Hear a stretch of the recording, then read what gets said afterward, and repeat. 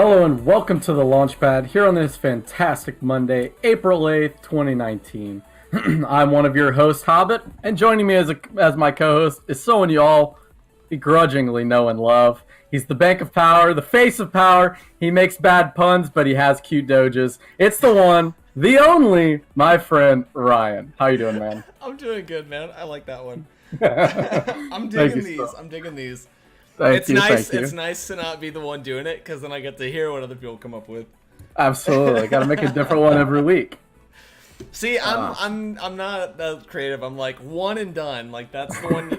I came up with it. That's what you get. You don't get anything different. I like that one though. That's a good one. You got to refine it every week. You know, little twists. Yeah, no, I like that. I like that. That was good. That was a good one. If y'all didn't know, this is the Launchpad presented by Playing with Rockets. This is our weekly 3v3 where we throw you all into a bracket and see which one of you can come out on top. Today, our sponsors are Matcherino.com and the lovely Broken Gaming, but we'll talk about them more later on tonight. We need your help, though, so give us that follow here. Go join us on Discord. Kick us a buck over on patreon.com/playingwithrockets. That's patreon.com/playingwithrockets. There we go. Your help is greatly appreciated, and just by giving us a single dollar, you get some cool perks, like access to our monthly sponsor tournament, and your name can pop up on stream. Remember, if you want power, you need to support power. Tonight, we have 31 teams joining us. Hell yeah. Dude, Excited like, we were talking about this beforehand, and, like, it seems like no one's doing these tournaments anymore. And so, like, I'm happy that we're still getting people to play in ours. Like, that makes me happy. I was getting really worried. Like, I messaged you and I was like, oh, like, we're gonna get a good turnout. And then it was kind of like, oh, I don't know now. Yeah. But, dude, I mean, I was monitoring it pretty much since 12. So it was like, even at 12 o'clock, man, we had, I think, 30. Yeah, around like we 12. had a good bit of signups, and so that's why I was kind of like so confident. I was like, oh yeah, like we'll be good. But I got kind of nervous there for a moment. Yeah, we had, I think, 30 at 12, and then like I'd play 2 games and refresh to start working on my notes. Yeah. And yeah, like pretty much every time I refreshed, there was more people. It was nice to see. Oh, it's always good to see. So big teams that I'm looking at tonight, of course. We've got the lovely, the powerful Upper 90 Esports joining us. That one I was really stoked about, as you know, like having them sign up with us despite the fact that they're an RLRS team, not like kicking us to the side and being like, oh, we're too good for you. Like that was like really awesome for us to see. So we're welcoming Upper 90 into the bracket tonight. But we got them. We have the new Affinity. We also have the new team concept. And then we also have a unique team in Flip Flop. Guys, if y'all want to follow along, be sure to do !bracket. And you can go take a look at some of those rosters. But we're going to kind of break them down for y'all here before we get into this first match. Hobbit, which teams are you looking at right now? You know, Upper 90, RLRS team, and on top of being an RLRS team, RLRS team, there we go. They have a power win. Yeah, they won our biggest tournament ever too. Yeah, that was our biggest tournament we ever did. We have 72-pin connector playing tonight. They also have a power win. We have not this 72-pin connector. This is like one of their sub teams. This is 72-pin connector blue. They had it listed as 72-pin connector, and then they updated it later on because it caught me and Aldino off guard too. So this is not the same 72-pin connector that you know. Got it. We also have the lovely Track Esports playing tonight. Tonight we'll have Esports #1 fan. We'll have Shawnee Guys, Boy, if you haven't and heard Mighty this Tidy. story, I was casting a tournament. He hopped in. He thought they were a fun match to watch. He is now their #1 fan. He loves that team, despite the fact that I like them too. And I think that if they keep working, they can go and be something. But at the same time, like I know they're not winning this tournament, and I knew they weren't winning RLRS either. And he put them as one of his picks for qualifying. The #1 pick. Let me be clear. Number one pick. I believe. Yes, because that's redeeming yourself right there. They're a top 128 team. And I'm sorry, JQ, but my favorite team comp is playing tonight. Shawnee Boy, Jinglestown, and Mighty Tidy. Sorry, J Cubed. I like you as well, but favorite team comp is playing tonight. We also have a Lights Out Lone Wolves mashup tonight with Kev Pert, Toe, and goalie. So that'll be interesting. We have a lot of... It'll be interesting. We have a lot of cool teams playing. Well, this is like a new matchup for them because they lost Mikey 12 and Vandre on Lights Out. So Kev Pert, the sole remaining member of that team that had 2 wins here with us at Playing with Rockets. So going to be looking to see if this really changes much for them or how that kind of works out. But it's still so early into what I consider the season for bubble scene teams, because this is the time for you to kind of find new teammates and kind of revamp what your roster was. Maybe you're leaving a roster that didn't work for you and you're trying to find one that does. So this is like kind of that experimental phase that we're finding ourselves in right now, which I think is part of why we're not seeing too many teams signing up for tournaments. Because it's not just us; it's like all community tournaments lately. Right. And so I think that is a part of the reason. So we'll kind of see how that works out for them. But I'm really curious to see what Toe and goalie bring to the table for Lights Out. Yeah, I mean, we were talking earlier, if you don't mind me sharing, how you thought that with all the season changes that more teams were going to be participating. I frankly think the opposite. I think before they come out and go like, oh yeah, like I'm even playing with these guys, before they're going to play in big tournaments, and I consider, obviously like the Launchpad gets a lot of players. It's a big tournament. Before they start playing in these big tournaments, I think it'll be like a little bit of a waiting period because they want to see who they even want to show up. Yeah, that's my opinion, because that's what I would do. Yeah. Like before I even show face, I want to like at least start seeing who I even want to play with, have that list narrowed down, and then start messing around in the tournament. Like to me personally, the thought is, okay, you have a whole lot of time now, because you're looking at several months before the next RLRS play-ins come around. And so my thought is more, who cares if you win this tournament or if you get eliminated in like the 3rd round? That just means that wasn't a comp that worked for you. My thing is, I want these teams to be willing to take that step and experiment, because that's what this time should be. And so I would like to see teams like if Clang Gang, which is like Clav and Hefty and Bunny, or Rabbit, if they decide they want to break up and for some reason kick Rabbit out, I think that now is a good time for them to go say, hey, let's figure out who's going to fit this 3rd role nicely. And that's one thing I'm liking about Lights Out right now, is they're experimenting. These are guys who were supposed to be on that Lone Wolves team coming in to play with Kempert, and they're just kind of seeing what works. And like, that's okay. Like if they get eliminated round 2, we just know that's not the team. But at least they have that information then, and they can kind of make further corrections to that roster. I think you're definitely right, but I also see the value of not wanting to be like put your name out, because even now we're talking about them, they're still putting their name out there in these tournaments. So although I definitely agree with you, as much tournament exposure, you're never going to get a better environment than a tournament environment. But I still think they're going to a little refractory period of where they're going to just test people out, whether in 6-mans or however, private matches, whatever, scrims, just ranked in general. And then after they're like, okay, there's 9 people that I want to play with. Yeah, you then have that information, which I think that's the important part. But enough from us though. We've got this match. These guys are ready for us. It's going to be 72 Pin Connector Blue versus Disconnect Red. We're going to start joining in, but Hobbit, do you have any information that you want to dish out for us?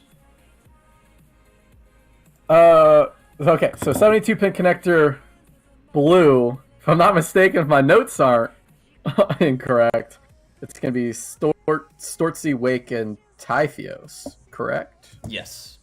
Okay, so I got that one right. Sweet. I don't really have anything on them because I copy and pasted in my notes from the regular 72 pin connector. That's my bad. And what's up, Plain Chicken 955? So we have the players going in now, so we're just going to hop right on into this one. This is going to be a best of 3. 72 pin connector blue versus disconnect red coming at you right now. This is round 1 of the Launchpad number 18 $50 3v3 prize tournament. So Zodak going in for that kickoff. Quick attack there. Typhi not going to be able to get that touch. Stortzy trying to keep this one out to the side, trying to keep that one away from the blue team as much as they can. That's a good play right there. Really, you want to try and make sure that you're delaying plays where necessary. So, is there anyone on that you have right now? I know you haven't been able to look too much, but is there anyone that you're thinking you're going to be looking at for this match? So, well, I think for disconnect, Zodak. Well, although Swave just scored a nice little corner shot right there, but Zodak statistically is our shooter.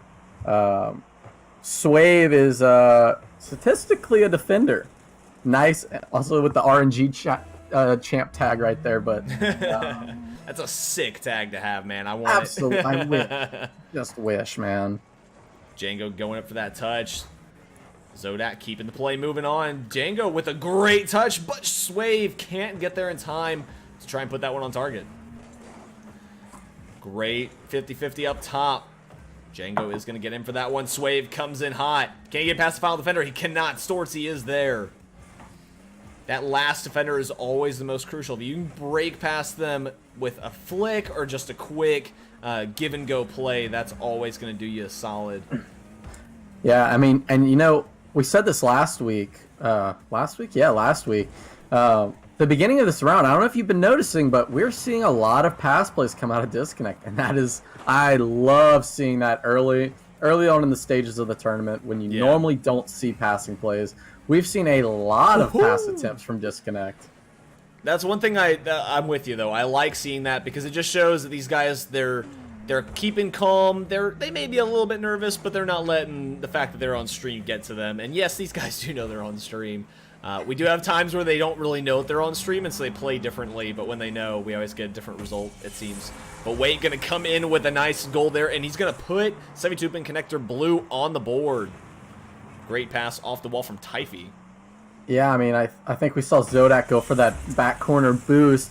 His buddy had pushed up, was very off-balanced on that challenge, and Zodak going for boost just left the goal wide open. You got to be very careful. Comms have to stay open about, if you're going to be doing an awkward challenge like that, your buddy needs to be back for sure. Not going through. But Zodak making up for the mistake, getting the goal right there, right around the defender. That was such a solid play. I mean, despite we saw good 50-50s there coming from 72-pin connector blue. Man, these names are going to get me because blue and red, they're opposite of what their team colors are. Right. But really, there were some great 50-50s there from 72-pin connector blue. Just really, they couldn't get that golden clear that they needed. So really going to be looking for them to kind of improve that clear game a bit there in front of the net, especially. Great off the backboard. Django will be there for it. And that's one thing, too, is you've got to make sure that you have solid backboard defense. Any team that doesn't have that is just going to crack under the pressure, especially as you get into later rounds.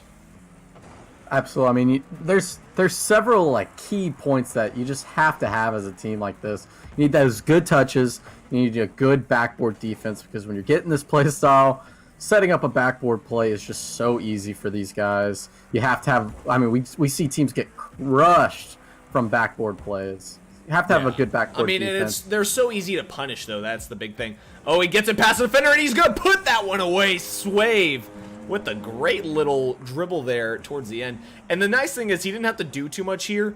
He just saw that he was coming in for that hard commit and did a great little touch there just to keep it out of range. Yeah, I mean, you saw Typhi as well, going for that last second bump just to try, but just went right above him. I mean, Just couldn't. Swave just came in just real strong on that play. I mean, he was pretty low on boost there towards the end, too. That was, like, the thing I liked the most, is he pulled this off despite being low on boost, and that's just keeping cool, calm, collected under all that pressure. So Django is going to clear this one out. Wake tries to go up for it, but Swave is going to get demoed out by him. Trying to buy some time for a teammate. Oh, that one's going to go wide. That one was dangerously close. Hyphy, that open goal, you got to get it on. I mean, Wave set it up. He not only set up the pass, he got the demo, and there was nobody in the goal. That was as open as you could get. I think Zodak was actually back for corner boost again, but Django getting the goal. Nice return. Well, we see just a nice little pass off to the side here. Swave, he sees his buddies coming up. Django is just going to keep that one right out of reach for the defenders. And again, that's what we were talking about earlier, is Disconnect Red's doing great on the passing plays right now. And so really hope that they can continue doing that. I mean, again, passing plays are just huge with these tournaments. Oh, absolutely. I mean, and early on in the stages, if you're setting up pass after pass, you're going to do fine early stage. Yeah. Now, you know, your overall ability is what's going to test you later on, but early game, if you could set up pass plays, if you can get those shots, you're going to crush it. And right there, Django. For sure. Seeing the mistouch from the from 72 pin connector blue, just putting it right in the goal, right between both defenders. Yeah, and that's one thing I'm liking is these guys, they're playing so nicely in the fact that they're just ready to capitalize on any openings. When they see that this 72 PC blue is too far away from the ball, they're just quick to jump on that and really make that play into their own. And that's the big thing that I'm looking at 72 PC blue to fix is make those, you gotta go in for those passing plays, but make sure that you're not like keeping your teammates too far to the play as well.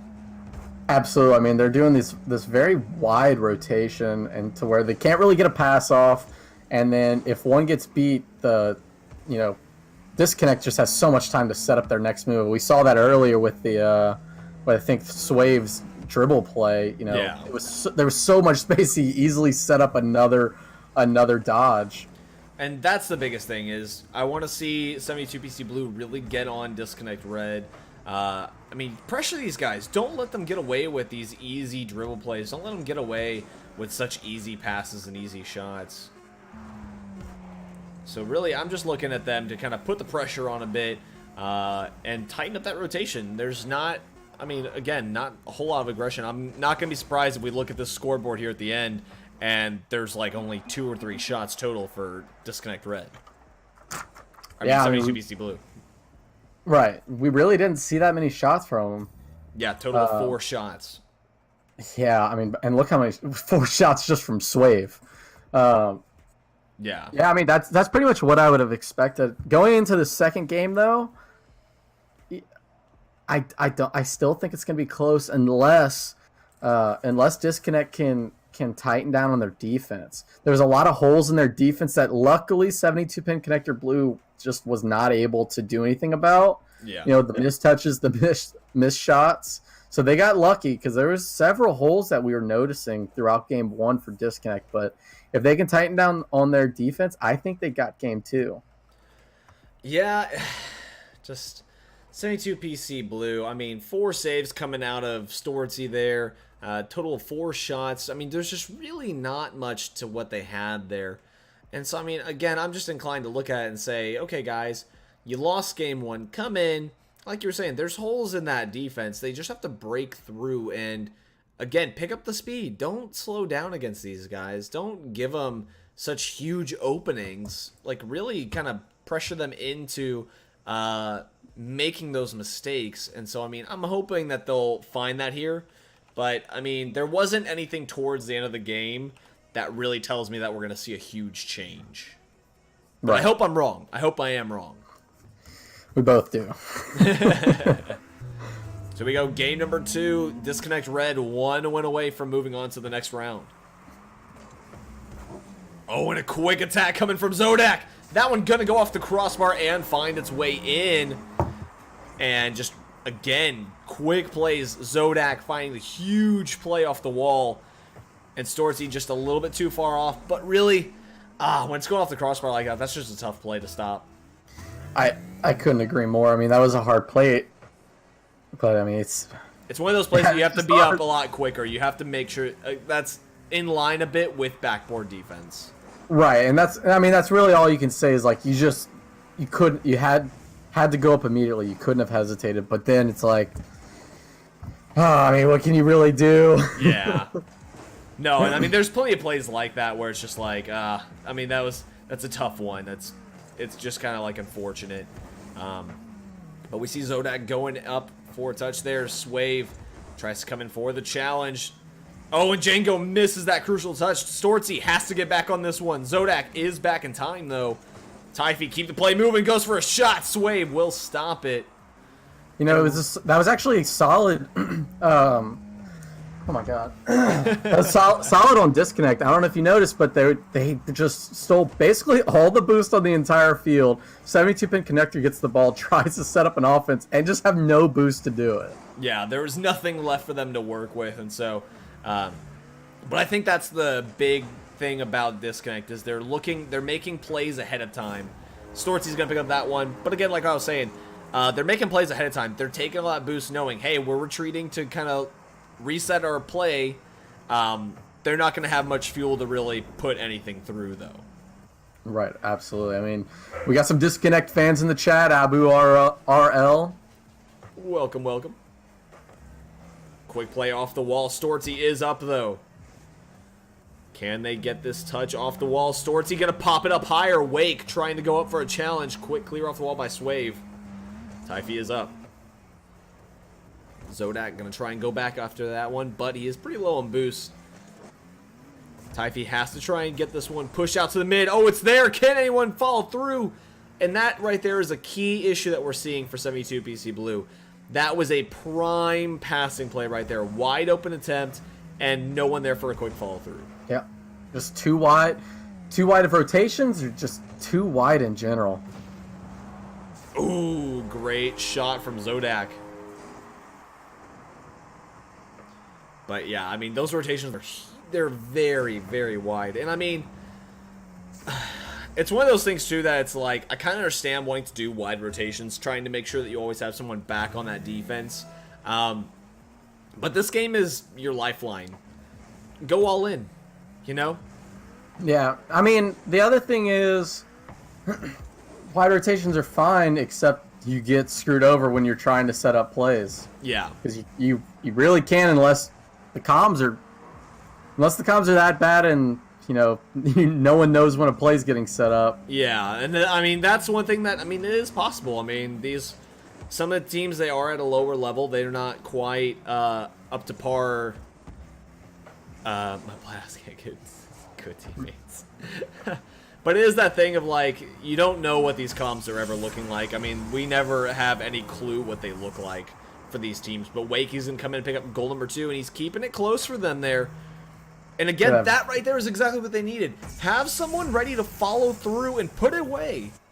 Yeah, absolutely. I mean, you saw the accidental, like, super wide rotation right there, and the goal just went right past the ball. I think it was Django. Yeah. But just, man, that kind of hurt to watch. He was just right in front of the ball and just went way too wide.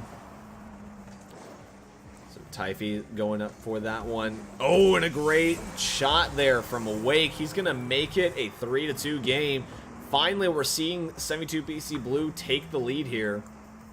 Yeah, I mean, Wake is dragging them along, pulling them through. He's getting the saves. He's getting the shots. He's putting in work, man. Absolutely. Django going up for that challenge, but Zodak gonna try and see if he can make a play. He's gonna just fall short on that one. Kind of reset the play a bit. Oh, Typhy coming in for a close shot there, but not able to make it go through. Django gonna follow up. Quick touch by Typhy. Django's going to be back for this one, though. All in all, we're seeing some great pushes here. Swave is going to just miss out on that challenge. Oh, and there's a crucial miss in the follow-through. Can Typhy just put this one away? He's got it wide open, and Somehow, Swave gets back in time. What a save. What? No clue. He was nowhere near the goal, I thought. I thought he had just went past the ball, and then now he's on the other side of the That is some field. speedy Oh play my right God. there. Yeah, What a save. Yeah, Oh we're my looking at it, God. just complete open goal. This is going to be easy on. Swave just runs right in to Oh my! stop the play. I mean, and that was a really good shot there for 72 PC Blue. Like, that was a fantastic play they had going. Just somehow, Swave able to get back in time. Yeah, Swave and then just something gonna that we mess up on the haven't touch. really seen is Disconnect on their heels right now on defense. 72-pin connector is just putting shot after shot. Nothing successful yet, but man, that's a lot. They've just got a lot of shots going on right now. Well, and one of the things that we're starting to see is we're seeing this Disconnect Red. Like you said, they're kind of falling back on their heels, but really 72 PC Blue is doing a great job. They're doing exactly what I wanted them to do. Kick the aggression up. Have someone there to follow through. They're not there all the time, but they are starting to get that concept down a bit better. Great save there by Typhy. No clue how he got that one. Man, we are plays are coming out right now. Well, 72 PC Blue, these guys are starting to kind of come alive here in game two. They should hold out for another quick second here. That is going to do it. Game number two going in favor of 72 PC Blue. We are going to be going to a game number 3.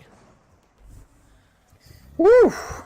And so, I mean, we're seeing things kind of shift here. 6 saves for Disconnect Red and a whopping 9 shots coming from 72 Pin Connector Blue. Yeah, I mean, we're basically seeing a flip-flop from game one. 72-pin connector really just towards the end. I really didn't notice much, pressure in the beginning of that game, but that second half, man, so many. I would be willing to bet that half of those shots at least came from the second half. Yeah, it was kind of a slow start there, but I mean, that aggression, that's exactly what I wanted from them. And we talked about how there were openings for Disconnect Red, and they started making that push to kind of pop those open a bit more and really expose the problems that Disconnect is having in their rotations. God, I can't talk. But that's what I wanted to see from them. Upper 90 Arsenal, welcome to the chat. We're happy to see you, man. Congratulations on once again making RLRS. I know you've heard it plenty of times from other people, but we just want to say it here. Congratulations. That was huge. Yeah, the winner of this game is going to go on to face Upper 90. Nah, it never gets old. Oh, really? Yeah, the winner of this game is going to go on to face Upper 90, the newly qualified RLRS team who starts playing in League Play this Friday. Ooh, yeah, because I haven't been able to check out the bracket too much yet, so No, I don't think it's been posted. I haven't seen it posted anywhere. I was like checking the RLCS website and I couldn't find it posted anywhere. No, I'm talking about our bracket. Oh, do I need? I've been looking at player stuff that I haven't even looked at our bracket tonight. So it's we're like just... taking as the game goes.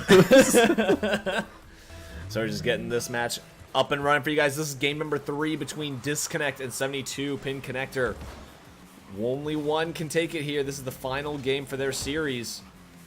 And again, the winner Brian, is who going do to you go. think is going to bring it on? Who do you think is going to go on to play Upper 90? I think if 72 Pin Connector keeps up just like that, if they keep up the way that they've been playing, they've got this. They were doing a great job with the passing plays. We saw much better follow-throughs coming from them. And that's the biggest thing that I want to see, is as long as they have that going, they'll be looking solid. Disconnect Red has to find that power that we saw there in Game 1. And if they don't quickly find those passing plays they had, then they're going to be in a bit of trouble. Yeah, I have definitely inclined to agree with you, but Django bringing them back in, saying, nope, screw you, Ryan. We're still in it. We have the offense. Let's go. Django right over Typhy. Hitting the crossbar. I mean, no one ever likes the predictions. Had to leave Johnny's stream to get some real comms. I mean, we try to be straight up with you guys on who we think's gonna take these. So Django going out for the touch here. Oh, gets it past one defender. Quick play there by Wake. My dogs are going wild. I think my wife just got home. Ooh. So, Swave, he's going to put that one. So, why don't you talk for a sec while I close my door? Yeah, let me do that. I mean, Zodak with a nice 50 in the air, or dunk, I guess we should say, on the ceiling. So we got disconnect 2, 72-pin connector 1, 4 minutes and 13 seconds left. Swave kicking it up to that top right corner. Zodak just not able to get it. Swave trying to kick it back to Django, but Wake's going to steal it, bring it down the field. Zodak's there to block it, though. Well, that was Pass one to thing nice. Django. Zodak, he knew that his teammates were there, and he saw that there was a need to go downfield. He was just kind of waiting to make the play where necessary, and that's really good to see from him. Just kind of being ahead of the game there for what his teammates are doing and what he's doing. So we saw earlier Abu RL mentioned their comms were kind of chill, so I'm hoping that still is the case maybe. So, I mean, it could just be they're like, hey, I got it, bud. Don't worry. Yeah, like one game, yeah, we still got this. We crushed it first game. Let's just get that back.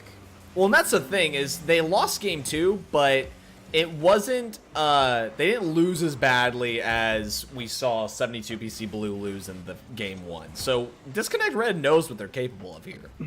Now I hate to say it because my prediction is Disconnect, but can Disconnect break the Launchpad tradition of first game win is the loser of the series? That's the big question is can they beat that? But I mean 72 PC Blue, they're still keeping plays going. Great passing attempt right there. Again, they just failed to have someone able to get in on that rotation. They did all get in on the play. That's what I like to see. But again, no one able to quite get their rotation back out to keep the play moving forward. Yeah, I mean, Disconnect right here is just really trying to keep the ball in front of the goal as much as possible. Trying to throw away the ball a little bit, but just trying to keep the ball right next to the goal, hoping for a mistake, but just none were there. 72-pin connector were on their defense. Just a bit of an unfortunate touch there by Wake. He tried to get that flip out, quick clear out. And really right now, what Disconnect Red need to be doing is if they can get one nice breakaway and just put one more on the board, I think that they'll be good to take it, but they're going to have to be ready for 72 PC Blue to kind of go into that panic mode and really kick up the aggression. I was ready for you to say demo right there. I want to see a demo, I do. But yeah, the thing is, too, is I'm also aware that, like, there's kind of levels at which you're able to incorporate those demos into your game, and I know that, like, these earlier rounds, it's not as easy for these teams to really start kind of bringing that play in. Well, so, I disagree. We've started to see a pretty gruesome game. So many bumps have been coming out. Not so much demos, but man, so many bumps. We just saw Stortsy trying to get one right there as well. And we see a possible attempt for a breakaway here. Disconnect Red trying to get it, but Wake is there to stop it. Stortsy going to get the demo on Django. 2-1, 1:16 left. Disconnect Red just have to hold out for a little bit longer, and they've got this game in the bag, and they will face upper 90. But 72-pin connector is not going to let it go down that easy. They're going to try and keep this pressure on them because, I mean, come on, who wants to go down right now? You know? Right, absolutely. Minute left, close matchup. Oh, there's an opening though. Can he put it on target? He will. Swave makes it a 3-1 game.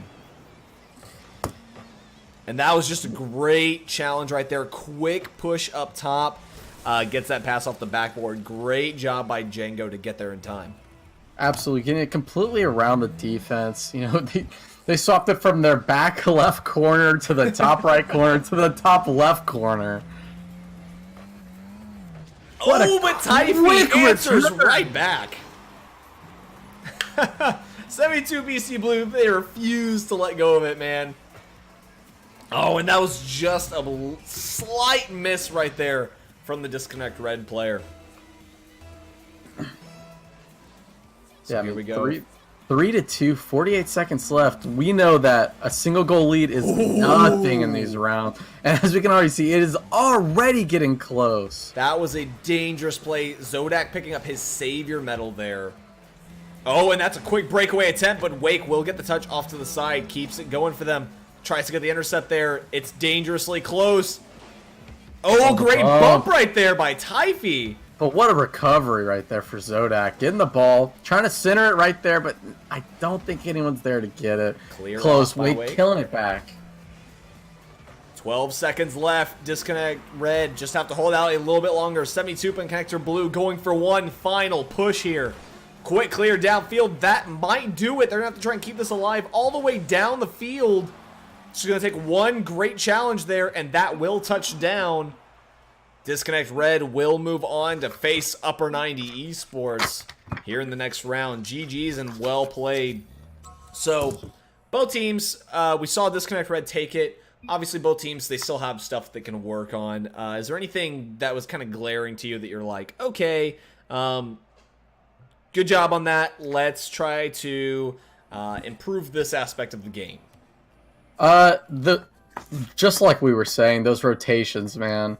If you're gonna have such wide rotations, you got to start calling out your plays, because there were so many times where it just seemed like lack of communication. Because wide rotations are fine, you just takes a bit more communication because you need your teammates near you when you're trying to set up a play. So if you're just going to keep banging the ball into the enemy team, they're going to take it and score on you, which is what we saw the first game. Second game, that's the play style that I think 72-pin connector blue should take up. You already sent me the next match, correct? Yes, match T. Got it. So I'm going to try and hop on in this one real quick for us. So, I mean, Disconnect Red, they took that one there. Really, really proud of them on that one. They kind of broke the spell on what we've seen for a lot of our tournaments, which is these teams, they take game one and then they drop game two, and the momentum just never really comes back their way. But Disconnect Red, I'm proud that they were able to keep pushing through that and not let it keep them down. Yeah, I think they did a great job all the way into the third game. 72-pin connector were doing well, and Disconnect Red. Normally we see the first win be the loser, but they came out. Second, and I really think it's because second game normally both teams are back. They're confident. They're second game the jitters are out. So it gets to be a close game, and then, the team that won the first game, if they lose, they just lose their confidence. And then in the third game, no confidence. I think that's what happened. But I think Disconnect did a great job keeping it together. Yeah, I mean, just solid stuff there. I do think that there were a couple of mistakes with that rotation, but all in all, I'm still pretty happy with how they took that, keeping it really solid. As for 72-pin connector blue, really come out the gate firing a bit sooner. We saw them really, really slow starters, it looks like. And so really the biggest thing I would say for them is, if you're going to get in on this, come out the gate right away. Don't let your opponents kind of run you over like that. So hopefully this match hasn't started. Hopefully they actually red chat and stuff. They did not. So there is a chance that this is already game 2 for them. But we're just going to go into it anyway. So this next game, it is Bippity Bop versus Drac Esports. One sec, I don't think I have the overlays correct for their names. Drac is on blue. Yeah, I didn't have that right. You're right here. A nice pass play for Shawnee Boy getting the goal. Don't think anyone can see it, though. No, but it was a nice pass play. I have to fix it real quick. Trying. Yeah, I mean, so this is a 7th seed versus the 10th seed right here. Bippity Bop, our 7th seeded team. Drac Esports, top 128 team, by the way. Our 10th seed. I love you, man, but I don't. You have a lot of faith in these guys, and I appreciate that, but... I do. You gotta have faith in someone, right? I mean, I appreciate the faith as much as the next guy. Hey,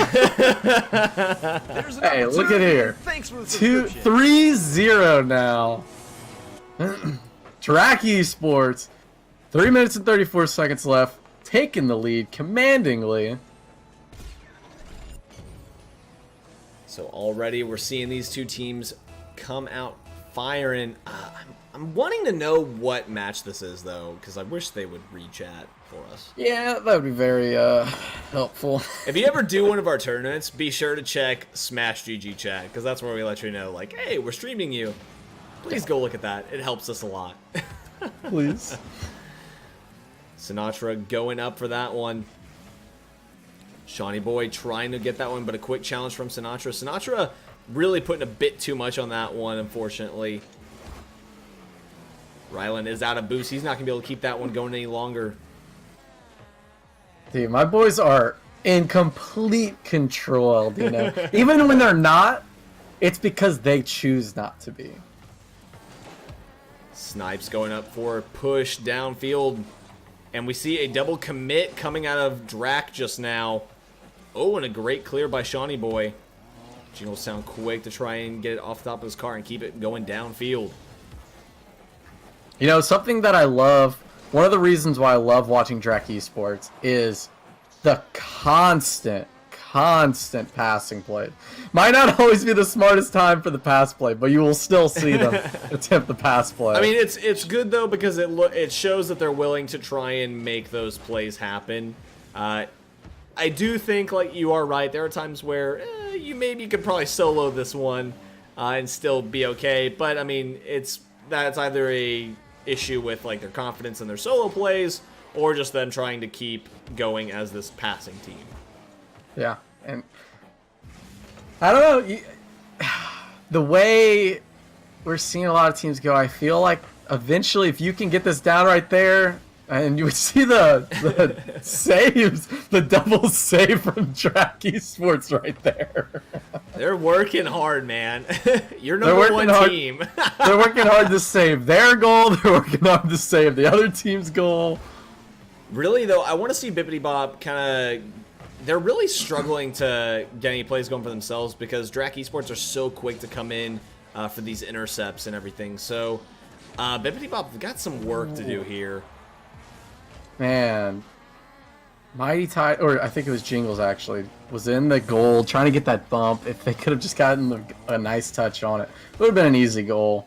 But a minute left, 3-0. I guess they're not particularly worried about every goal. Yeah, I mean, a 3-goal lead, minute left. I mean, you've pretty much got this game right now. All you have to do is hold off a bit longer. And with the way they've been playing with all these quick interceptions and stuff, they're commanding pretty solidly right now. They've got great field control. Right. Well, we saw they're not too worried because two of them were inside Bippity Boppity's net to save their own teammate's shot. And so Drac won game 1, actually. So this is game 2. So Drac looking like they're going to take the series here. So good stuff right there. Drac Esports holding strong. Oh, that one going off the backboard. Sinatra will come in for that. Great push right there. So Drac Esports, so they played really commandingly, and I think, like, oh no, that was just a solid play there between Ryland and Sinatra. Quick push for that pass. Yeah, I mean, we saw Mighty Tidy. He was just going straight to the center of the goal. Wasn't even rotating the back post. It was just kind of a very lazy back post rotation. Yeah. So we see Snipes going in for another challenge. 2 goals, 10 seconds left. That's going to be a really tall order, especially with how Drac Esports has been commanding the field right now. But that one might be on target. No, Shawnee Boy, great backboard defense.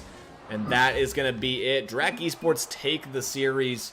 Unfortunately, we couldn't watch the whole thing, and we are sorry about that. We are absolutely sorry about that.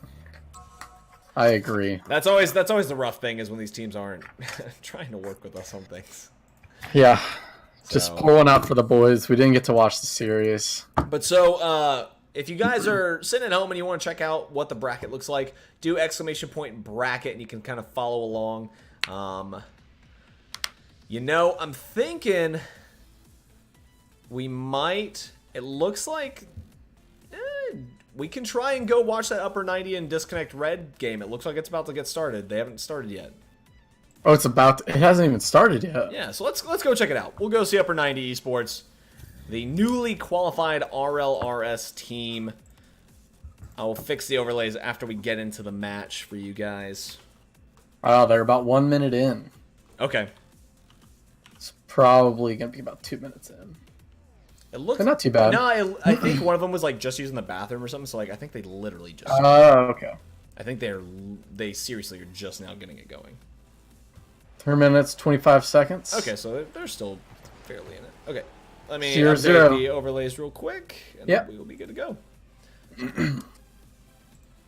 So guys, I'm just gonna leave it on that. Blue team is disconnect red. Red team is upper 90. Cool. Fixing this overlay. Boom, boom, Upper boom. 90, Radoku coming in for the first goal. Just a long shot straight into the goal. Or, oh, the own goal. Oof. So we are in game 1 between these two. And Demo is going to pick up goal number 2. So Demo Cat, he's gonna be one of the strikers. They're about 1 minute. They hate having to wait on y'all though. No, they weren't supposed to wait on us. Albu. So they were fine. They didn't have to wait on us last time. Or this time they didn't have to. Django trying to go up for that challenge, but quick push out by Shadow. And one thing that this disconnect red team has to be watching out for is they've got to be ready for the speed that comes out between upper 90. I can't find words for some reason. But upper 90, they're going to be a really quick team, and they've just got to be ready to put the brakes on them. I put a space between upper 90 and upper 90. What do you mean? Zodak coming in, trying to get the game back into even ground. Zodak getting the first goal for disconnect red. Is it really no space? That's weird to me. I totally thought there was a space. Arsenal saying there is a space. You could deal. The owner says I'm right. I know I'm right. Swave gonna try and clear this one out. Oh, and a quick push by Zodak. Shadow, great defense right there. He's trying to clear that one back out to Rodoko. And that's one thing about upper 90. They're going to be looking for some solid pushes out to one another. And Disconnect Red has to be ready to stop that. Swave going up for it. And there's another shot attempt. Can they put that one on target? Not quite. Don't worry, Aldine. I'll get you Fedora later. Ooh, and Swave coming in with a great shot. Finds a sweet angle right there. Just able to beat out that last defender. I think that was Demo who was unable to get that save. So Disconnect Red holding their own right now. 2-2 with 1:36 left. Yeah, 2-2. You know, we haven't really seen that upper 90 commanding just all around field. Normally we see upper 90 just completely control both sides of the field. But we have seen some very fast playing come from upper 90. Yeah, and I mean, that's to be expected. We always expect these guys to put out some fast plays. Holy crap. Demo As we talk with about the a fast cannon. play right there. Oh, what a pinch. Rodoko and Demo. And the crazy thing is that totally looked planned. Right. Right. Or it's just so smoothly done, their plays look planned. That looked so planned. That was a bonkers pinch just now. Django gonna push this one out to the side, looking to get that one off to Zodak. Demo is quick with the challenge. Oh, and Swave with the crucial miss there. Passing off to Swave. Again, another miss. Disconnect Red trying to get these plays going, but just can't connect. We saw Shadow kind of back off on the play there. He just got ahead of the ball and kind of left it. Oh, and the double touch, but Zodak will pick up the save. Demo with the great shot. Yeah, we're seeing a lot of shots coming out of upper 90. I'm liking it, but we need to see more on net. We're seeing a Sure. lot. We're seeing a lot near crossbars, a lot of backboards. Oh, that one looking like it was good, but it's not going to quite go in. Rodoko tried to get there for the push. Shadow is there. He's going to keep that midfield defense. Oh, that one's in dangerous position, and Django will be able to get that one on. They were close to getting that save, actually. Yeah, that was... I actually thought they were going to get it. Oh, my God, that was just finding so its close. way in. The misplay to put the ball in the goal, but they almost somehow get it out. And that was with 9 seconds left on the clock. Yeah. Upper Almost had the feeling clean bad about first that one. game. Shadow That was following this Shadow. one up high. Ooh, he's got a great dribble going, but Swave with the high challenge up. That's exactly what he had to do. Great challenge up top. So we're going into overtime. There's the stop by Rodoko. Backboard defense looking out for Shadow. Oh, Shadow with the crucial miss right there. There's a shot, and it's going to be on target. Swave putting that one in so Disconnect Red can take game number 1. Very well played. Just exposing that slight opening there for Upper 90, and they're going to capitalize right away. So all in all, Disconnect Red doing a good job. They're holding their own here. They're doing exceptionally well. They look so confident. I mean, Upper 90 has come out with some killer plays, but, you know, Disconnect in general have just been doing very well. You know, not letting... What's up? Not the one seed curse, Eldino. Yeah. Oh, no. It does seem like it's a curse for our streams. But one thing I do want to point out for Upper 90 is they did lose that game, but we're seeing a great job there between their rotation. We're seeing a lot of participation across the board just evenly. The big thing here is Swave is the big contributor for Disconnect Red. So if Upper 90 put a lock on him or they put a lock on Zodak, it's going to be up to the other two to really kick up their pressure and really bring things home. And that's my one worry for Disconnect Red, is if Swave gets put on lock by Upper 90, because Upper 90, we know if they want to bring in the demo plays, they will bring it hard. No, absolutely. I mean, we saw that a lot. We saw a lot of the plays come out in that last game. Just a very dirty game, it seemed. But Upper 90, you know, but save, you know, a couple misses, they looked like they were commanding the game. Yeah. Just those misses were just towards so the end, crucial. we saw several misses across both teams. So gonna look to see if these teams can kind of lock down on some of those plays. Upper 90 with some unfortunate misses themselves. Yeah, I mean, Disconnect, I just want to see them keep that confidence. They're coming in, playing an RLRS team right now, and they are just very confident. But Shadow coming in there with the flip reset right off the back. Well, I mean, and that's the thing, is like, you just took a game off of an RLRS qualified team. Like, be super proud of that, and Disconnect Red, if they can just keep like what they feel right now, if they can just kind of keep that, they'll be looking pretty good. When Swave realized they were RLRS, he got so hyped about it.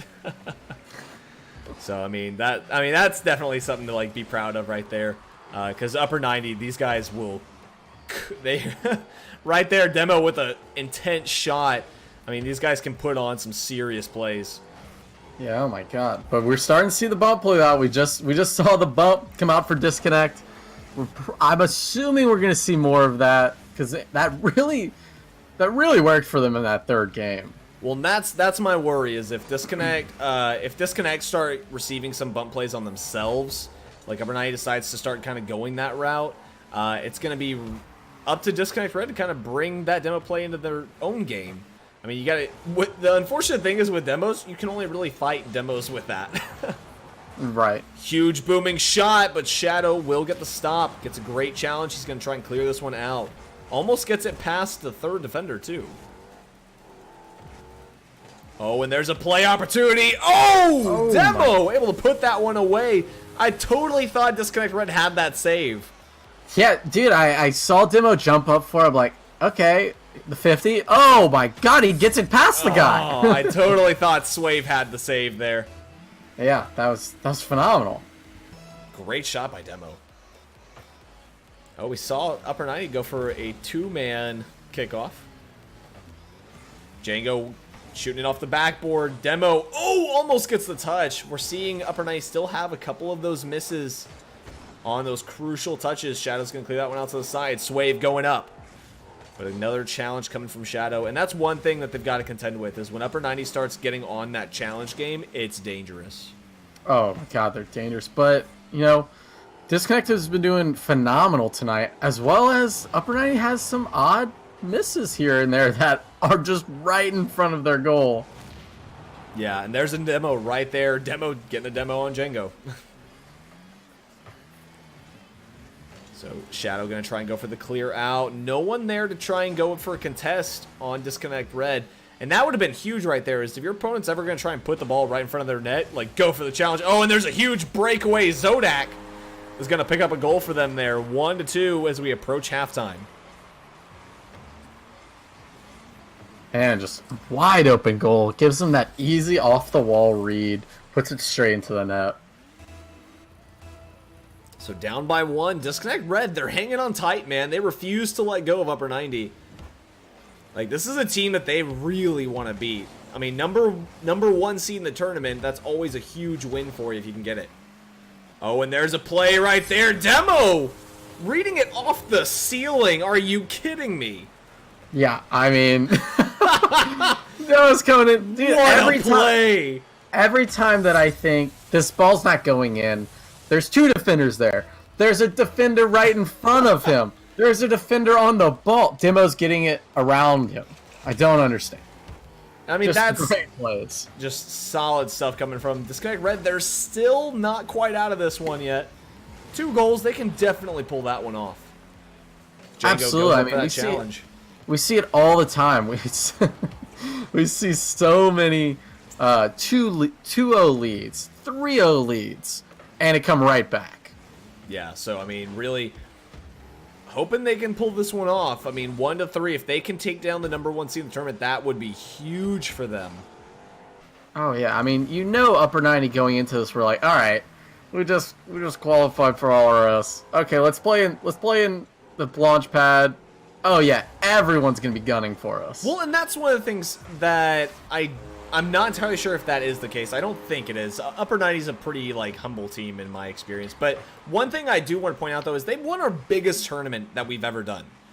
The most participants we ever had, they are the winners of that tournament. So, I mean, RLRS qualified, record-setting for our organization. Like, Upper 90 is not a team to be trifled with.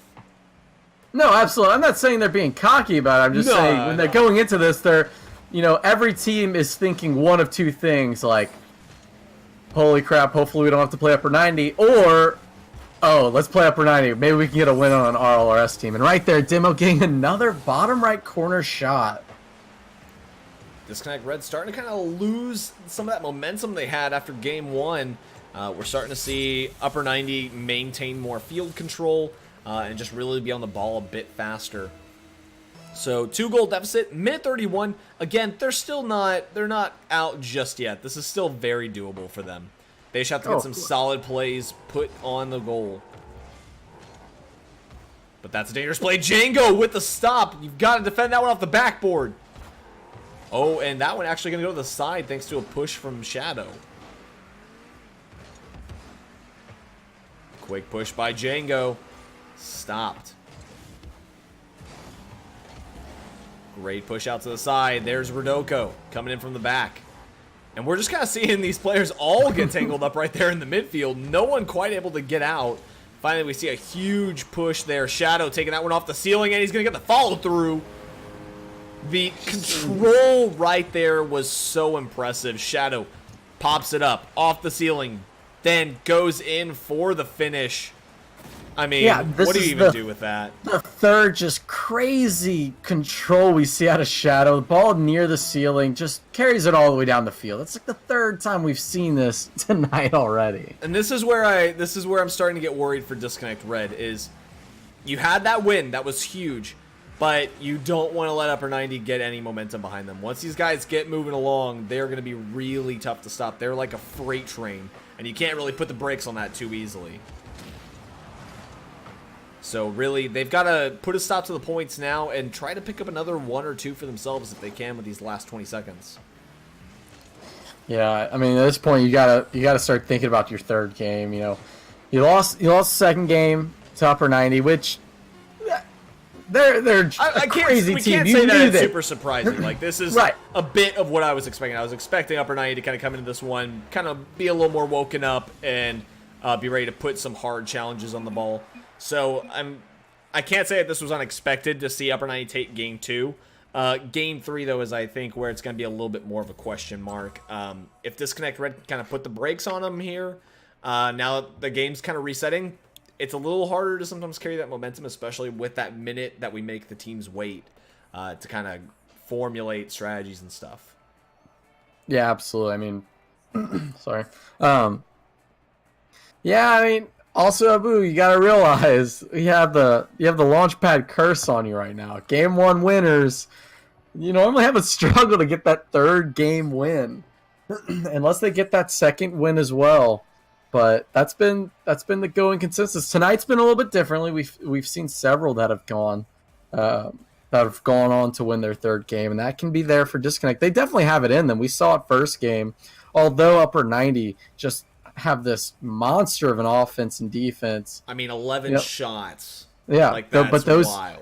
But the time when they're having this monster of an offense and monster of a defense, they're also getting these very crucial misses, and Disconnect's doing very well to take advantage of them. So it'll be interesting to see how this next game goes. If I have to make a call based on what I've seen between the first 2 games, I'm gonna call Upper 90. But I hope to see Disconnect really put up a solid fight here. And, I mean, they took game 1. It shows that they can win. And that's the big thing. You've proven that you can beat these guys. Now do it again. So here we go. Game number 3. Winner of this will move on to the next round. Number 1 seed and the number 16 or 17 seed. I can't remember what Disconnect Reds is. But Swave going to get the opening goal. That is a big play for them right there. We see 2 players for Upper 90 off to the side, not able to get back in time. Going in for the kickoff is Rodoko. Demo going off to the side. He's going to pick up that boost. We see Shadow going up. Can he put that one on target? Quick save by Zodak. Demo is up. We're starting to see Upper 90 make these hard pushes to keep the ball in the blue half as best they can. Great challenge up top by Zodak. Yeah, we're seeing Upper 90 really pressure, and there we go right there. Rodoko getting the goal, but man, we just saw Upper 90 starting off very strong after that first goal from Disconnect. We saw them just pushing on the offense, and it finally led to them getting to a goal. So Django going in, or Zodak, I mean. Demo gonna try and see if he can get the flip. Can't quite get it off. There's the push. Swave just getting that one up high. He's gonna end up setting up Upper 90 almost. Swave sending that one off to the side, looking for Zodak. Rodoko lying in wait to make a solid challenge there for Upper 90, and there's the touch. Oh my goodness, Swave gonna pick up that save. Yeah, we're seeing setup after setup for Disconnect Upper 90, and then just Upper 90 going for an amazing shot, and then Disconnect being there again to block it. And that's one thing I'm loving right now, though. I'm loving that Disconnect Red is putting up such solid defense. Yeah. But They're the only setting it up issue and then is blocking these amazing shots. The only issue is if they can't break out of their half, they are going to be in for a world of hurt. Because Upper 90 is going to find that chink in the armor at some point. So really, Disconnect Red, they're going to have to start making a push out of their half pretty soon here. They're going to be in a lot of trouble. Oh, Zodak with the unfortunate touch there. Not going to be quite what he wanted. Demo almost able to put that one off the crossbar. Shadow coming up. Cleared out by Swave. Not allowing it. Father Crossbar said, not today, good sir. Woohoo! Oh, off the side post. Shadow almost putting that one on target. We are seeing Upper 90 get closer and closer to these goals. I mean, but man, That aggression, it's really solid once Upper 90 put it on like, once they start getting that aggression on, they're a dangerous team. I mean, their road into RLRS was not easy. I mean, they took down some very high caliber teams, among which was Triple Commit featuring Savvy Seal, Bork, and Dapper. Just a really top tier team. So, Upper 90, they're not a team that's going to go down very easily. Yeah, but I mean, we're seeing Disconnect, even though this crazy amount of shots is coming out of Upper 90, Disconnect is doing so well to block it, but they just can't do it for that one. Shadow coming in with the quick carry into the goal. The good news is they held that for an entire half of the game. We're moving into the second half of the game now, and you now have this reset. Switch the aggression. Go all in on this. Disconnect Red, you've got nothing to lose at this point. Go all in. Like, really kick it up and just go full-on attack mode now. That's what I want to see from them. You need one goal to type this game. Full-on attack mode. If you lose, you lost to Upper 90. Yeah. I mean, that's not a bad team to lose against. You still took a game off of Upper 90 if you lose. But if you go crazy on the offense, you might win the series against Upper 90. And that's the big thing right there. Oh, and there's a huge breakaway. Just going to be off to the side. That one dangerously close for Upper 90, leaving that gap in the defense a little too big. A little too big. Can't say the words. Oh, and that was a close one by Shadow. Quick challenge coming out by Rodoko. And we see no one on Upper 90 really coming in for that one. Demo finally coming in after a bit of a delay. That one looking like it's on target. Oh, and Rodoko with the save. That one's going to go off the crossbar. 3 men up for the commit. And Django will finally put that one away. We saw Upper 90 find themselves in a bit of a panic situation there and just couldn't get that one out. Yeah, that's the most panicked I think I've ever seen Upper 90 in their goal.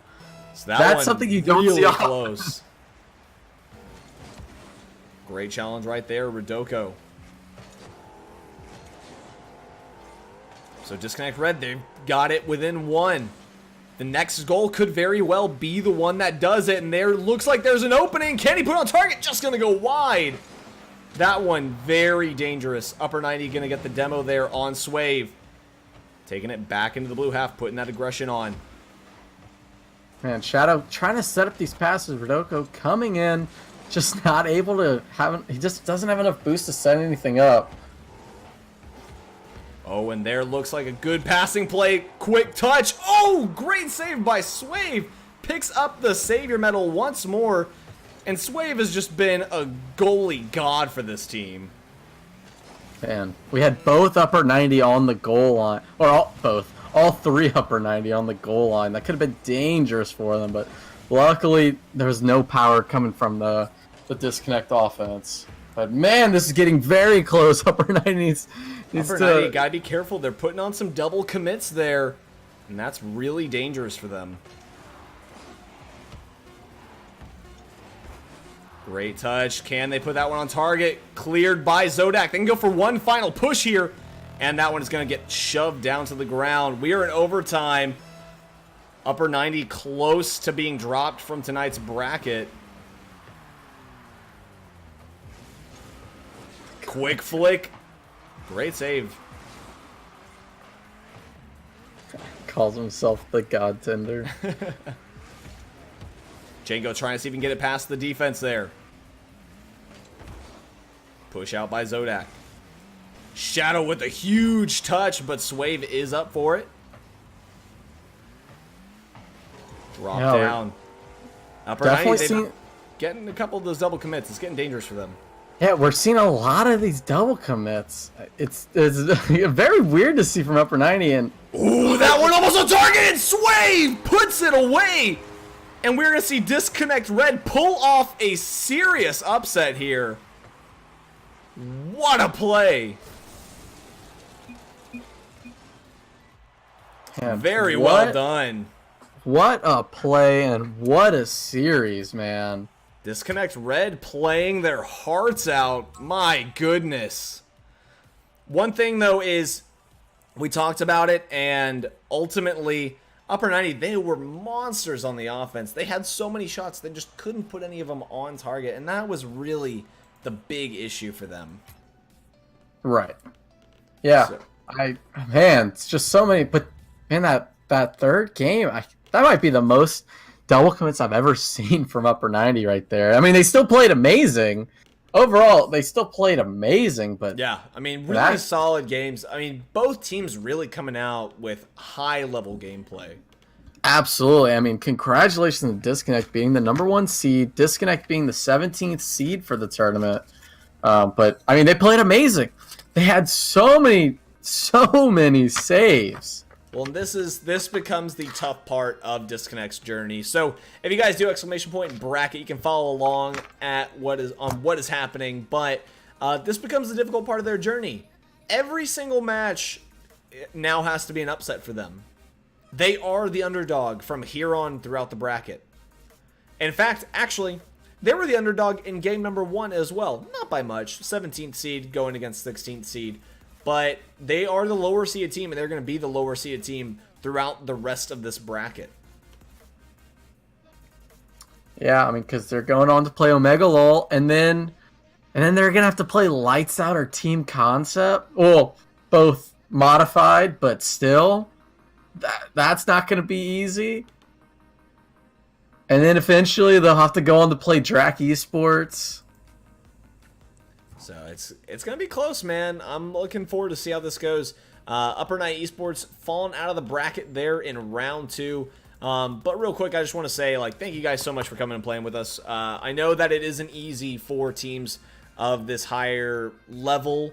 You made it in RLRS. You're a higher level team, and I know that it isn't easy to go put yourself out into these tournaments because you don't want to lose against teams like Disconnect Red that you may not feel that you should lose against. But I just want to say, like, thank you guys so much for coming and playing with us. Like, it does mean a lot that y'all are willing to get out and take these types of losses, because I think really that to me is a sign of a bigger team when you're willing to come and just put yourself out in front of these guys. Like, I understand people are going to be like, oh, you lost. I mean, at the same time, though, like, it is a best of 3. And I'm not trying to knock Disconnect Red by any means. Disconnect Red totally earned that win. Like, by all means, they totally earned that, and I'm proud of them for pulling that off. But Upper 90, thank you for putting yourself out there, like, for the community, because, like, that's something that, like, it makes these tournaments better for us as well. So thank you guys for joining us.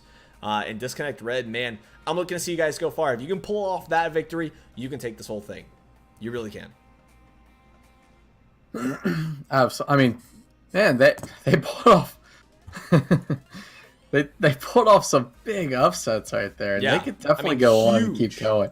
They can absolutely keep it. If they can play like that, their offense, you know, we didn't see a crazy amount of their offense, but when we did see it, I mean, man, it was very well done, but their defense, my God. So, I mean, just really, really good stuff there. I'm going to fix that really quickly. Approve, confirm the score. Cool. So we have, we're probably just going to follow from here on out so that we can kind of keep up. Other one. Oh, got you. Yeah. do that one right quick. Yeah. So we're gonna take a little second to thank one of our sponsors, Broken Gaming, a very true and dear server to us. Broken Gaming is a group dedicated to enjoying Rocket League in a small setting without the intimidating hustle and bustle of larger Discord servers. They share and chat about esports news. We have our buddy Duke there, who is dedicated to giving you the updates for esports. We host bracket prediction contests and even run longer style prize events like an RLCS Fantasy League and Draft, which the lovely Ryan was the winner last season, who's not doing well this season. I'm not doing so hot, man. Not doing too hot. As you may know, RLCS... I'm not doing so hot. It sucks. I'm so upset. Surprisingly, I'm doing well this season, so... As you may know, RLCS Season 7 has begun, so Broken Gaming is here to help you keep up with all things Carball. Woo, yeah, you're not doing... Dude, I'm doing awful. I was fine until Bluey played. Yeah. I was like, Bluey, he's gonna get me some points, and then like nothing. I mean, I'm happy they beat Dignitas, but I was so upset. I was like, damn it. You know what I'm mad about?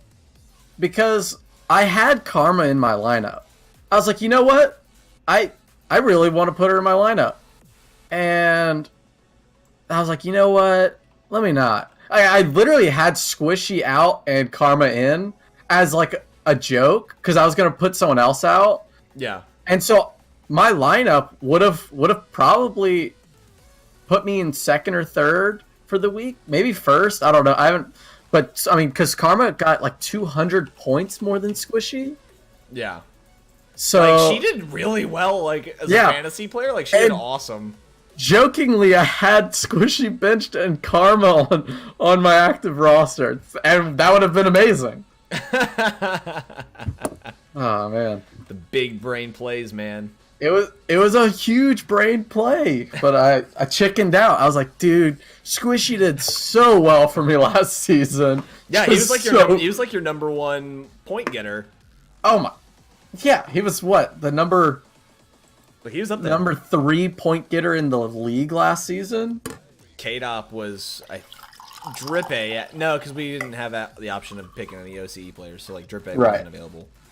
Exactly. I think K-Dop, and I'm trying to remember who else it was. Because Squishy got about 500 points every week. Yeah, like he was fairly consistent for you on that. He kept me in. Also, what sucks is because I had to send my own thing. I couldn't actually draft with y'all, but y'all gave me Justin first round for some reason, and looking at it, I was like, could have kept that one.